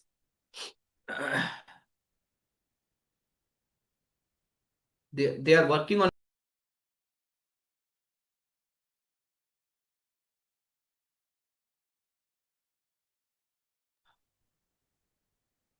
from since 1st April 20x5.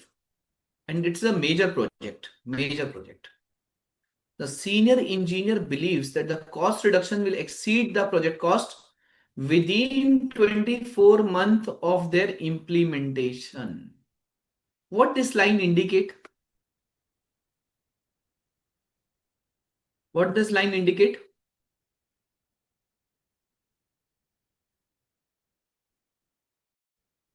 This line might be indicating the life of the future economic benefit. This line is indicating the useful life of this project. So it is saying that whatever money you will spend in your standardization of the processes, right? So the entire money will be recovered within 2 years from the date of implementation. Regulatory testing and health and safety approval was obtained on 1st June 2005. Okay. So they were working on this project since 1st April 2005 and regulatory testing and health and safety approval was obtained on 1st June 2005. This removed uncertainties concerning the project, which was finally completed on 20th April 2006. So it means the technical feasibility, when the technical feasibility was established, on this project? 20th April 2006. No. So 20th April 2006 तो intangible asset तैयार हो गया. So 20th April 2006 is the date when the intangible asset is available for use. Yes. But 1st June 2005 is the date when the uncertainty was removed. Means now it is certain that yes, this intangible asset can be capitalized. Correct? Yes, sir. So it means from 1st April 2005 to 31st May 2005, it was a research phase. From 1st June 2005, development phase was started, and from 1st June 2005 to 20th April 2006, it was a development phase, and development phase was completed on 20th April 2006. Is that clear? Yes, sir. Is that clear? Cost of 18 lakh incurred evenly during the year till 31st March 2006 have been recognized as an intangible asset. Right. So cost of 18 lakh incurred evenly during the year till 31st March 2006 has been recognized as an intangible asset. Means intangible asset was capitalized. Intangible asset was capitalized. Okay. So If I need to summarize this through a chart, so basically, let's say this date is uh, 1st April 2020x5, right? Then this date is which date? 1st June, right? 1st Yes, June sir. 20x5. And then there is the 20 what? 20, 20th 24, 2026 is a X6. 20 20th April, right? April. 20th April 20x6. These are the timelines. Yes, sir.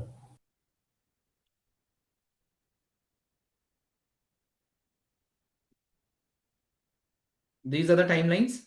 So if I would say on 1st April 2005 project started, right? This was when project started. This was 1st June 2005 was the date when Pirate, the technical feasibility was established. Samanathan, technical feasibility means this project is feasible. We are not saying the asset has been developed. We are saying that the biggest difference between research and development is research is a phase where the things are not clear. The company is applying a lot of permutation combination. The company is exploring. Research phase is an exploratory phase. Development phase is a phase when things have been concluded, when it has been crystallized. So development phase started, right? And this is the date when development completed. Development completed.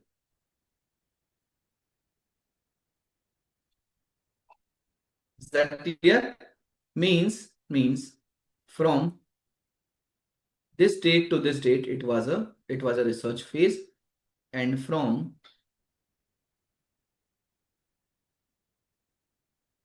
this to this date, it was a development phase. This was a research phase,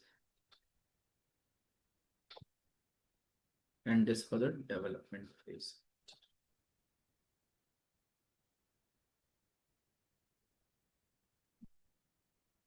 Correct? This was a research phase, and this was a development phase. So in research phase, it will go to where? P&L, and it will go to where? Capitalized. Capitalist. Whether this is clear with the help of this chart? Yes, sir. Very much clear. Yeah. Okay. Now let's read further what it says. It says that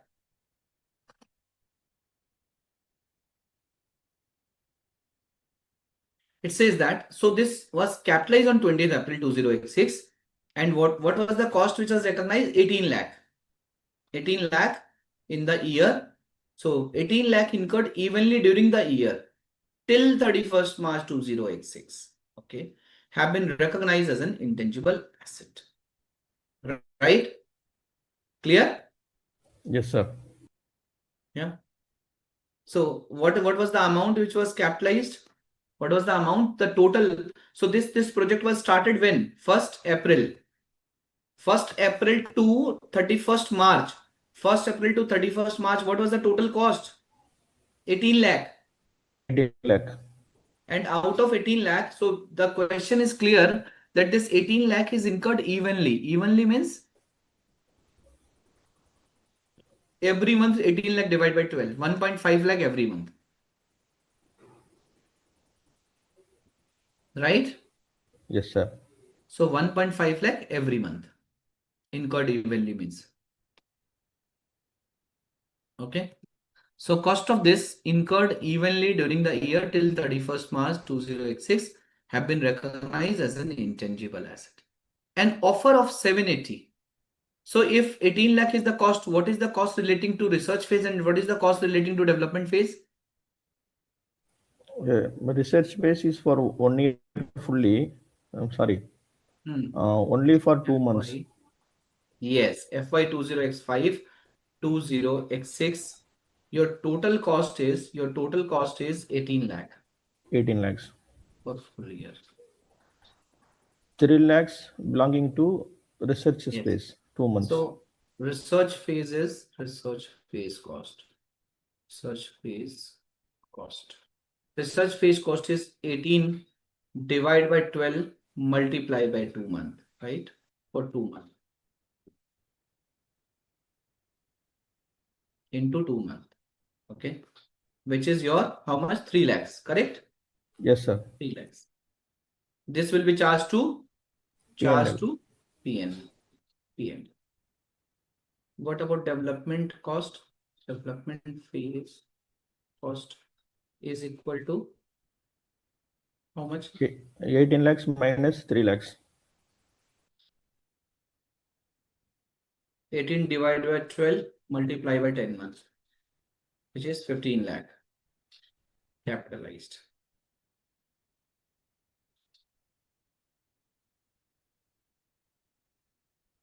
Capitalized. Okay. Clear? So now Yes. it is saying that an offer of 780 for the new developed technology has been received by the potential buyer, but it has been rejected by XYZ. So whatever this new technology was developed, one of the buyer is offering a price of 7.8 lakh. But this offer was rejected by XYZ. Okay. Utkarsh believes that the project will be a major success and has the potential to save the company 12 lakh in perpetuity. Right. So Utkarsh means company is one of the director or CEO or whomsoever. So they believes that this this new project has a potential to save 12 lakh rupee of the company in perpetuity. 12 lakh rupee. Director of Research at XYZ Neha, who is a qualified electronic engineer, is seriously concerned about the long-term prospect of the new process, and she is of the opinion that the competitor would have developed new technology at some time which would require to replace the new process within 4 years. She estimates that the present value of the future cost savings will be 9,60,000 over this period. After that, she thinks that there is no certainty about its future. Advise the appropriate accounting treatment for the aforesaid issue for the year ended 31st March 2026. So this project has been capitalized and it has been capitalized at 15 lakh rupees, right? Yes, sir. So after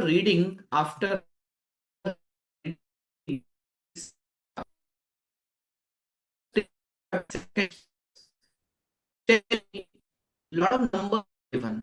7.8 lakh was offered, right? One of the engineer director is believing that the company will be able to get the future economic benefit of 12 lakh. Then one of the right, so who is a director of research also. So basically, she is expecting 9,60,000 future economic benefit. Now 7.8 number, 12 lakh, 9.6 lakh. So these are three numbers which are given. The question is asking you the accounting.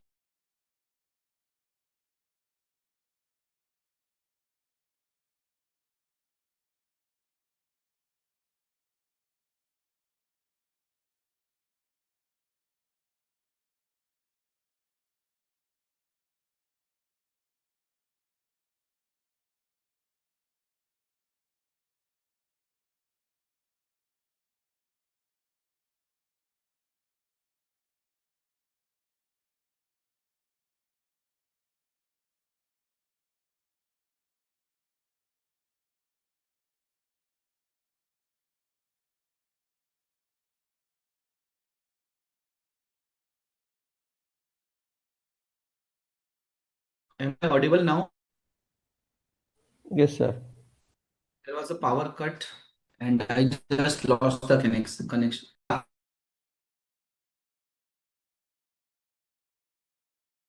How this situation has to be taken? Tell me.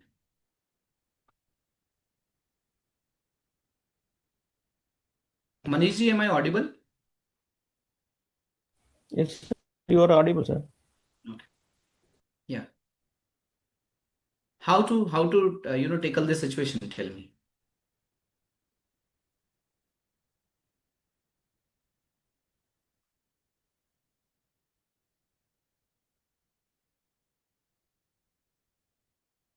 So what the value at which this intangible asset has been capitalized?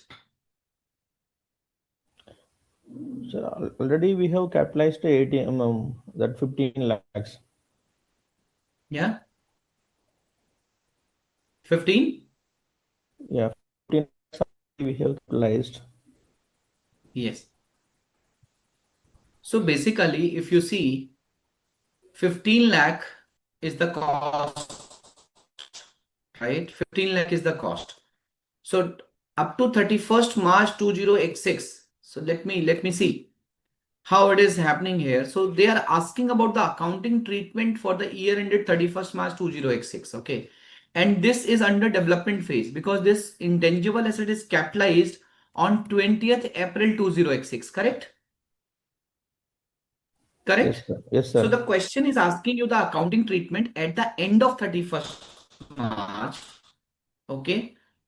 So it is still under development phase. It is still under development. And this intangible asset is going to be capitalized after 20 days. Now, the cost which is under development phase is 15 lakh. But if you see a customer who has come and offer 7.88 lakh, it does not matter. Why it does not matter?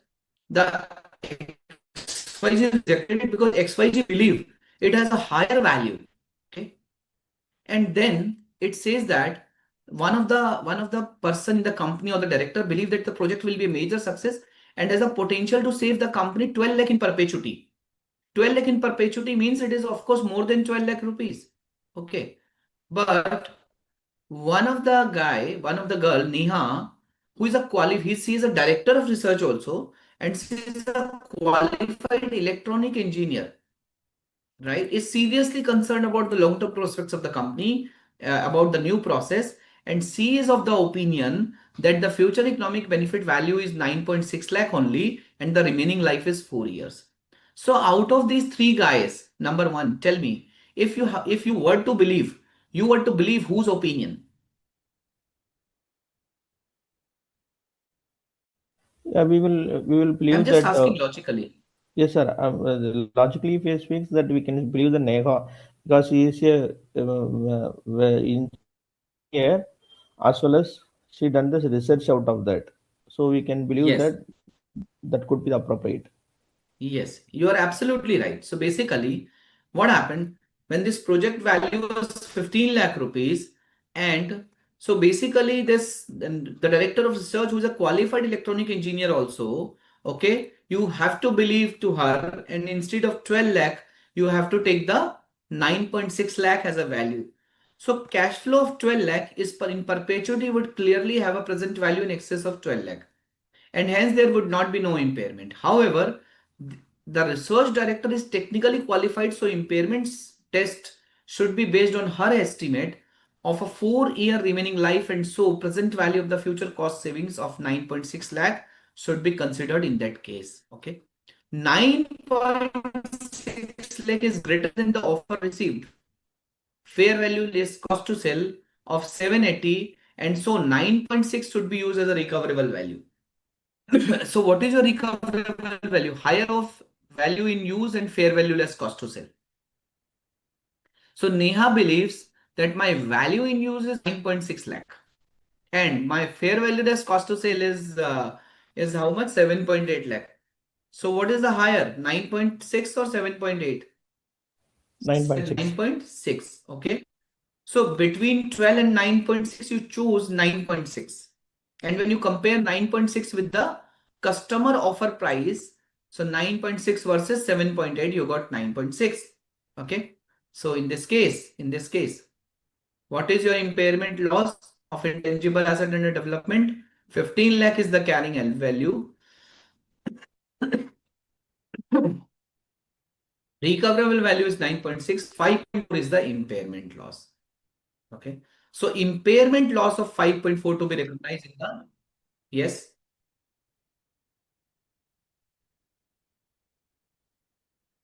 Okay. So Manish ji, just allow me a second. Uh,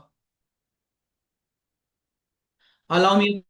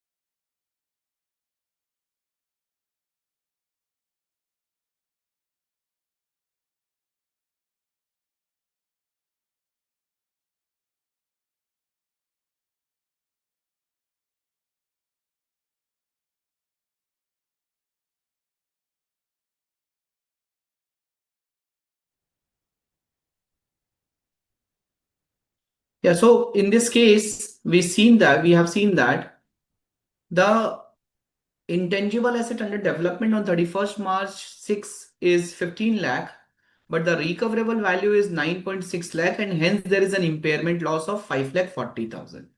Okay. So this 5 lakh 40,000 has to be recognized in the P&L for 2052-2086. And what is the accounting entry? Your operating expenses development expenditure. You remember your 1st April to 31st May, 2 months of your 2 months expenses will go to P&L as a research phase expense. Yes, It is sir. not development expenditure, it is operating expenses, research phase expenditure, right? Research expenditure, and then your impairment loss 540. So total 840 will charge to P&L. Any question here? No, sir. Initially, I had a small confusion between 7,80,000 and 9,60. So now it is very much clear that to determine that recoverable value, we are using that fair Yes. value less cost to sell is 780. I'm Yes. thinking why the 780 is taken into consideration. Hmm. Yeah. Yeah, So this, it is very much clear now, sir. Thank you. sure. So this question number 6, which we have recently just now we have covered this question.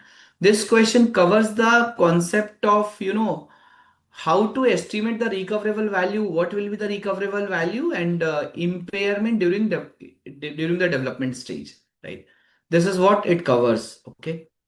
Now moving to the next question, and before moving to the next question, one of the participant offline, he is asking about accounting treatment in case of government grant, acquisition by way of government grant, intangible asset acquired by way of a government grant. Sure.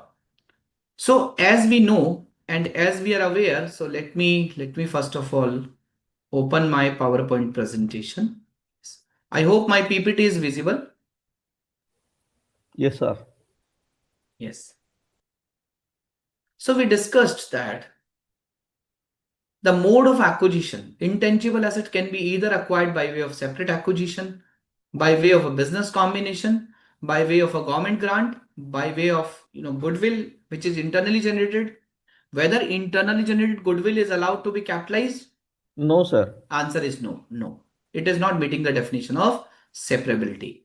Internally generated intangible assets, like some drugs, I mean to say, some pharma companies are doing some research on some formula, whether it will be capitalized?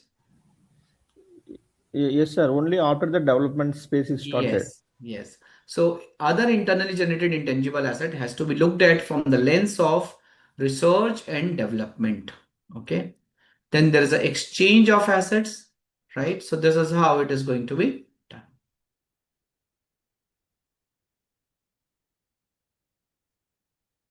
Talking about now government grant, okay?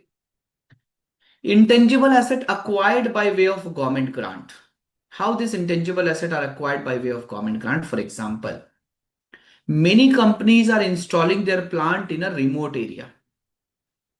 So if a company is installing a plant in the remote area, how these big shots, the owner, the founder, for example, Mr. Mukesh Ambani, wants to install a plant, or let's say government is inviting him that please open a factory, open a plant in the remote area, right? So that the employment can be generated. And government is giving a lot of benefits. For example, government is giving a benefit. Government says that you can do one thing. Government says that what you can do, you can, we will provide you the land free of cost. Okay. You just need to open your factory, install your factory, you need to do the development. I will give you the land free of cost. Okay. Or I will give you, so there is an army airport nearby, and we will provide you airport landing rights free of cost. Whenever the airplane land on the airport, so the airport is charging the landing right, because airport authority is developing the airport and maintain the airport. So they are also charging the airport landing rights. Okay. So sometimes government provides some import licenses free of cost, some other licenses free of cost. So this is how the government is.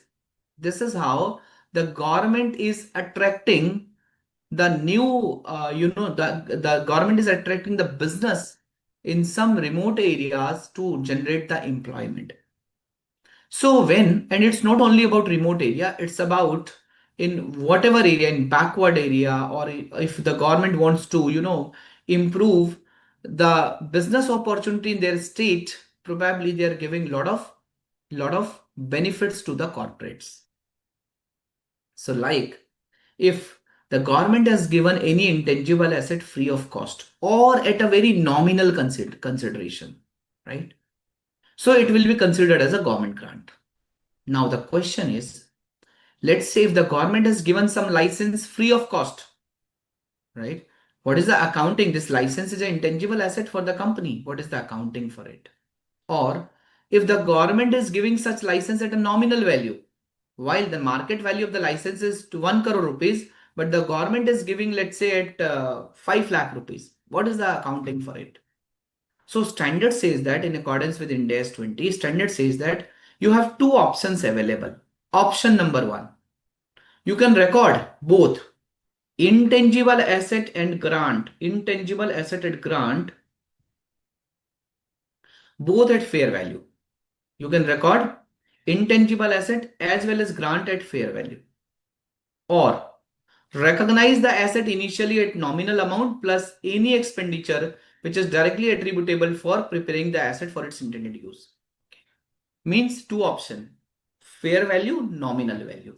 For example, what is meant by fair value and nominal value? For example, the government has given a license free of cost to a company, but the fair value of the license is 1 crore rupees. What is the accounting entry? If you are opting for fair value option, license intangible asset account debit 1 crore. 2. Since nothing has been paid, to government grant, to deferred government grant or government grant liability. But sir, there is no liability. Hence, we'll use deferred government grant. Okay. But how will this deferred government grant liability will become zero? You are not required to pay anything. So the asset is sitting at 1 crore rupee on the debit side, on the asset side. The deferred government grant is sitting on the liability side of for 1 crore rupees, assuming this license is given for 5 years. So this 1 crore rupees will be depreciated over a period of 5 years. Every year in the P&L, you will have a 20 lakh rupee of depreciation expense. And this 1 crore rupees is a liability that will deferred government grant that will be amortized also. So liability will be debited, other income will be credited in over a period of 5 years. So every year we will have 20 lakh rupee of depreciation expense and 20 lakh rupee of other income every year we'll have. Okay, right? So friends, this is how, if you do the accounting at fair value, this is how Ind AS 20 accounting and Ind AS 38 accounting will follow. Second, the government has given this license free of cost, but the government has told you have to deposit a nominal fees of 50,000 rupees for registration of this license. Only 50,000 rupees. What is the accounting entry if you're opting for a nominal value model? Then what is the accounting entry, Mr. Krishnan Kant? What is the accounting entry if you're opting for a nominal value model? The accounting entry is license intangible asset account debit to bank account 50,000 rupees. So this license has to be capitalized at 50,000 rupees, right? Whatever expenditure we have incurred. Third example, the government has given a license at a nominal amount of 1 lakh rupee and there is no any other charge, no registration charge. So accounting entry at nominal amount, license intangible asset account debit to bank account 1 lakh rupee. Fourth example, the government has charged a nominal fee of 1 lakh rupee and the government has also told to get the registration of this license if you want to use it. So 50,000 rupees. So what is the nominal account? What is the nominal account? What is the nominal value? If you have opted for a nominal value, what is the value which is going to be capitalized? 1 lakh nominal amount plus 50,000 registration charges. License intangible asset account debit to bank account 1 lakh 50,000. I hope the question. I hope this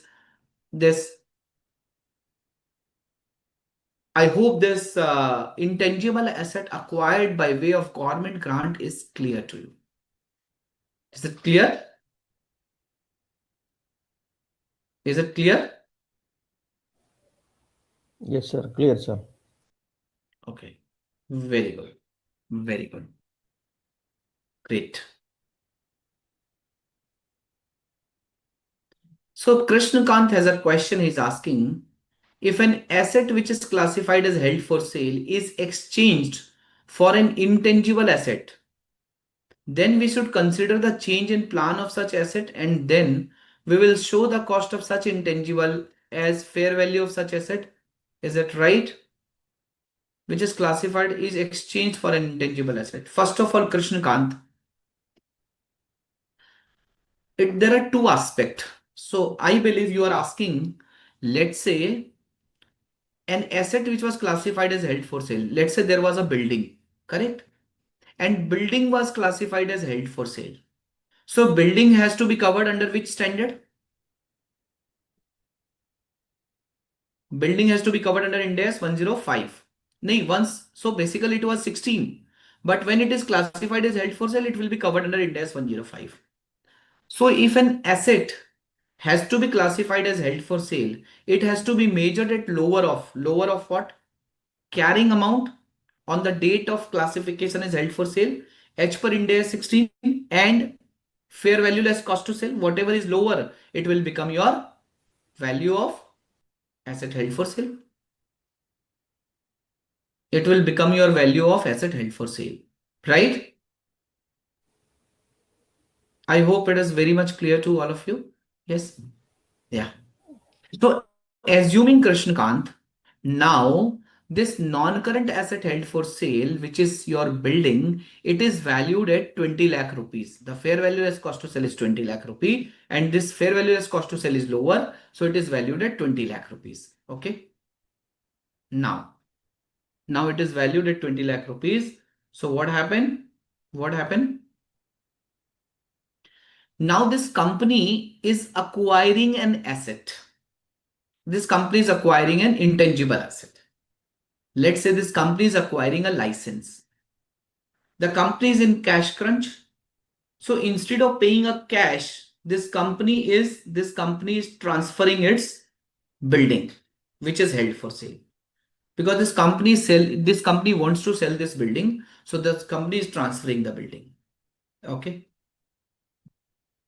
So in this case, the fair value less cost to sell of this building is, let's say the fair value of the asset given up is 20 lakhs. So the intangible asset acquired has to be treated as per Ind AS 38.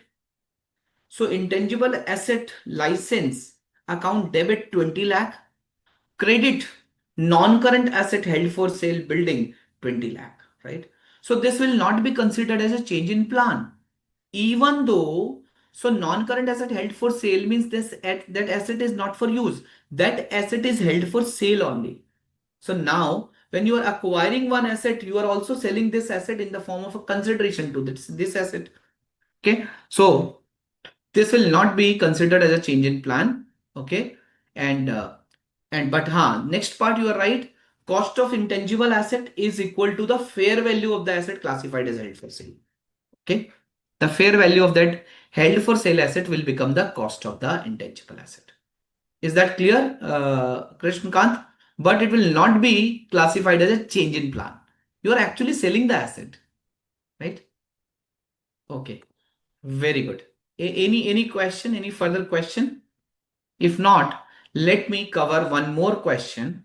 So let me cover one more question, which is question number 7. Question number 7. Yes.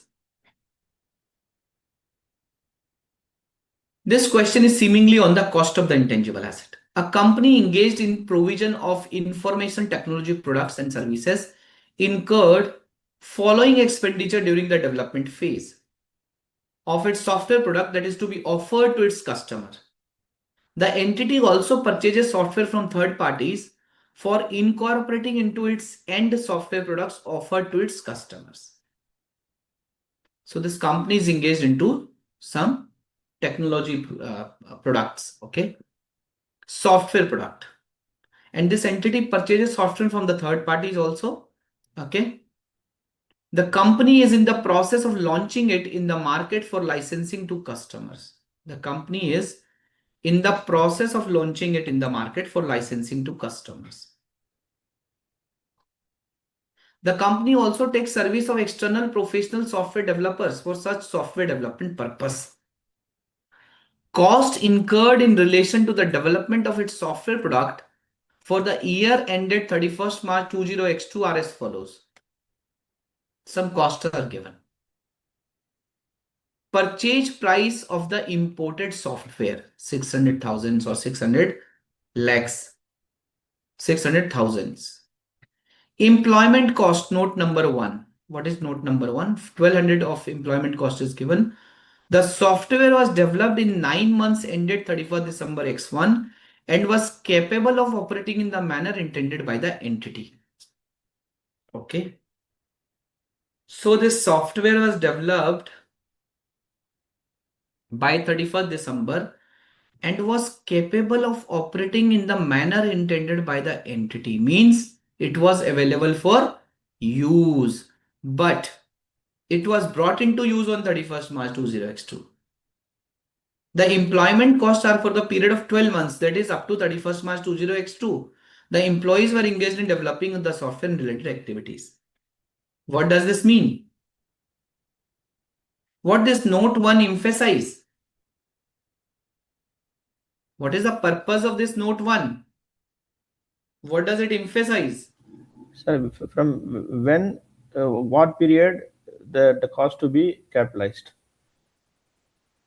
At what period this cost will be, for what period the cost will be capitalized. So basically it is talking about, if it is talking about that the cost has to be capitalized for the development of intangible asset or a development of tangible asset, the cost has to be capitalized, all those costs which are incurred, costs which are incurred up to what date?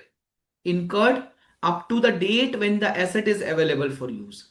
The cost incurred after asset is available for use will charge to P&L, right? Yes, sir. So in this case, this cost was for 12 months, 1200 rupees. And the asset was available for use after 9 months. So it means what is the eligible cost for capitalization?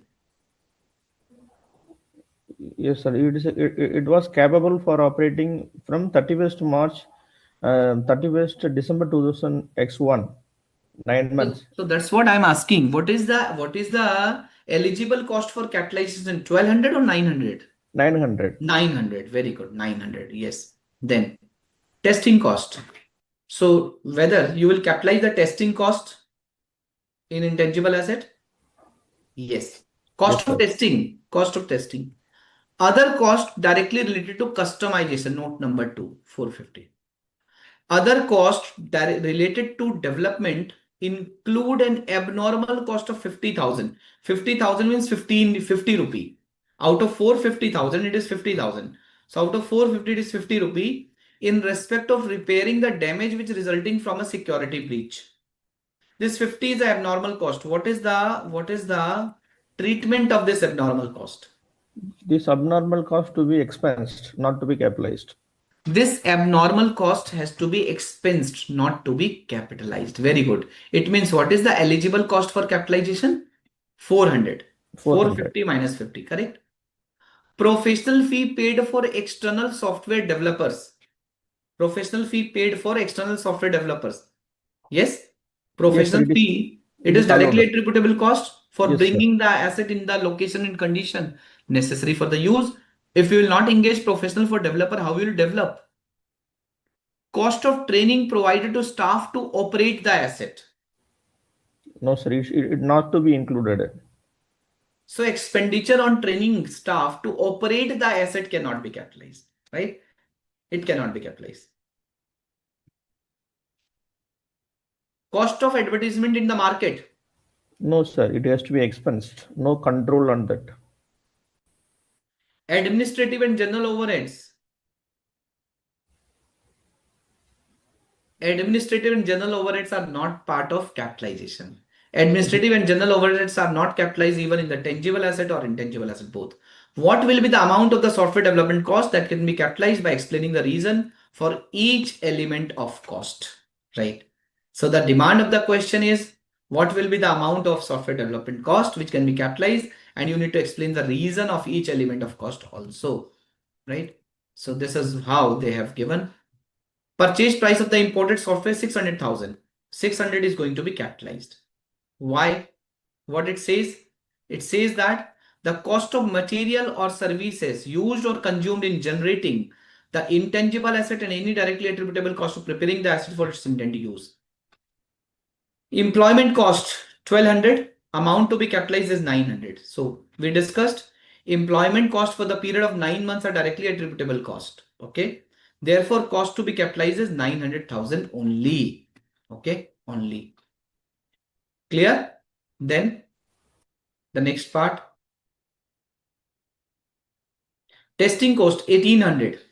The cost of testing whether the asset is functioning properly is a directly attributable cost. Other cost. So cost of identified inefficiencies deducted means abnormal cost deducted. Professional fee. Professional fee paid is capitalized. Cost of training provided to staff. Expenditure on training provided to operate the asset cannot be capitalized. Cost of advertisement not to be capitalized. Administrative and general overheads not to be capitalized, right? So accordingly, what is the carrying value of the software? It is 39,20,000 is the carrying value of the software. So we have covered 7 questions, my dear friends. We have covered 7 questions. Do you have any question on intangible asset? Any question, Saminathan? Any concept which you want me to reiterate? No, sir. It's very clear, sir. It's very clear. Okay. So one of the participant is asking offline for the amortization method concept. So let me quickly cover amortization method.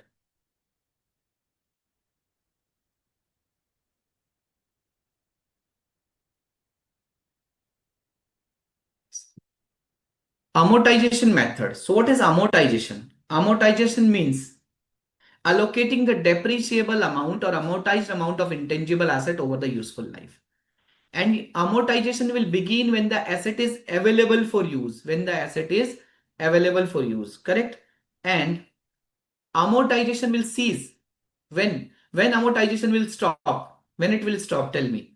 When amortization will stop? It When will the stop.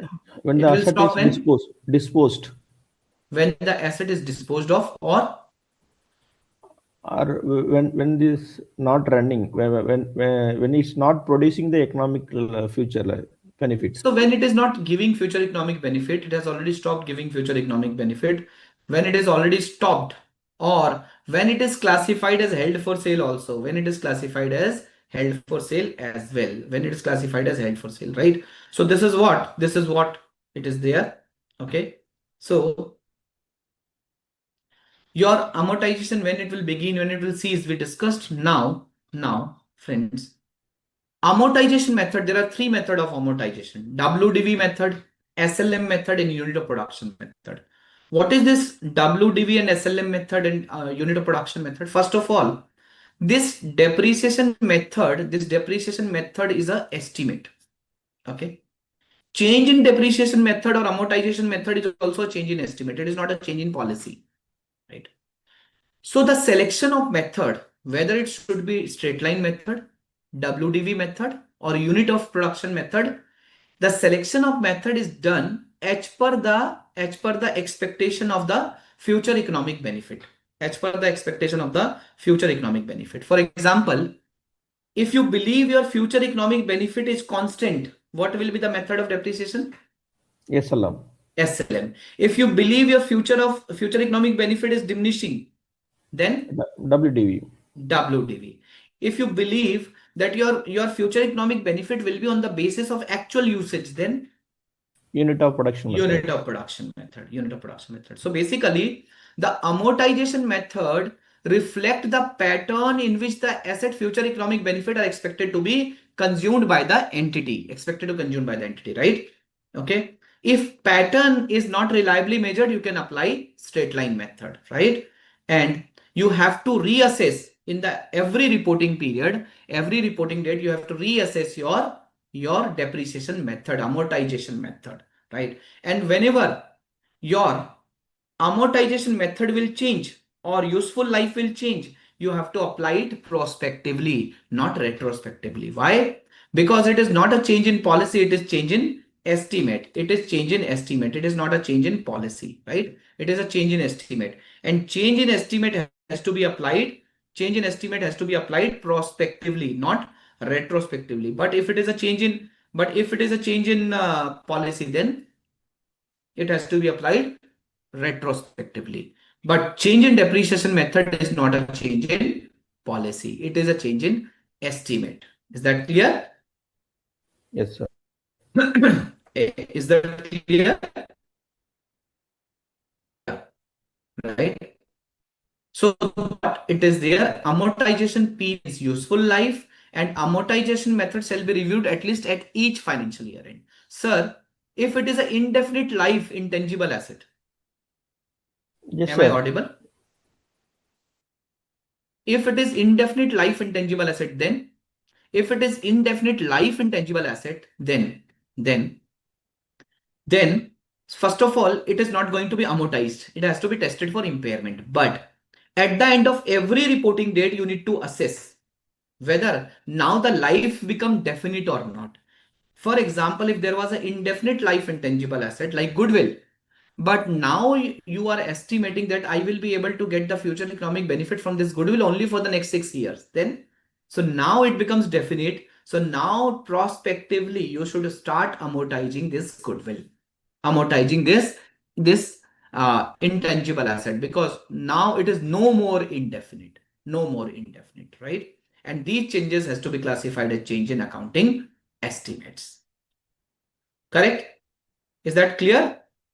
And for this indefinite life intangible asset, you have to test for impairment on an annual basis, mandatory impairment testing on an annual basis, right?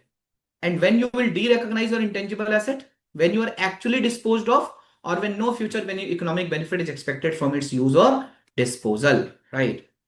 Clear? And if there is any gain or loss, that gain will not be recorded as revenue, that has to be recorded as other income. If there is a loss, on the disposal, on the derecognition, it has to be recognized as other expenses. Okay, right? So this is what is here. Okay. Any question on intangible asset? If not, I will be happy to conclude the session. Any question on the intangible asset? No, sir. It's very clear, sir. From my Any question? Krishnakant, any question? No question? Okay, very good. So thank you, friends. Thank you, friends. And if no question, then let me conclude this session. So I have covered all 7 questions, which is given in the Word file of ICAI, right? And I also discussed few concept in detail, like research and development concept, exchange of asset, business combination, government grant, amortization method, useful life. Okay, so few concept I have also reiterated, separately. So thank you so much, wish you all the best, and let's conclude the session. Have a good day. Thank you. Yes, yeah, it's all. Thank you.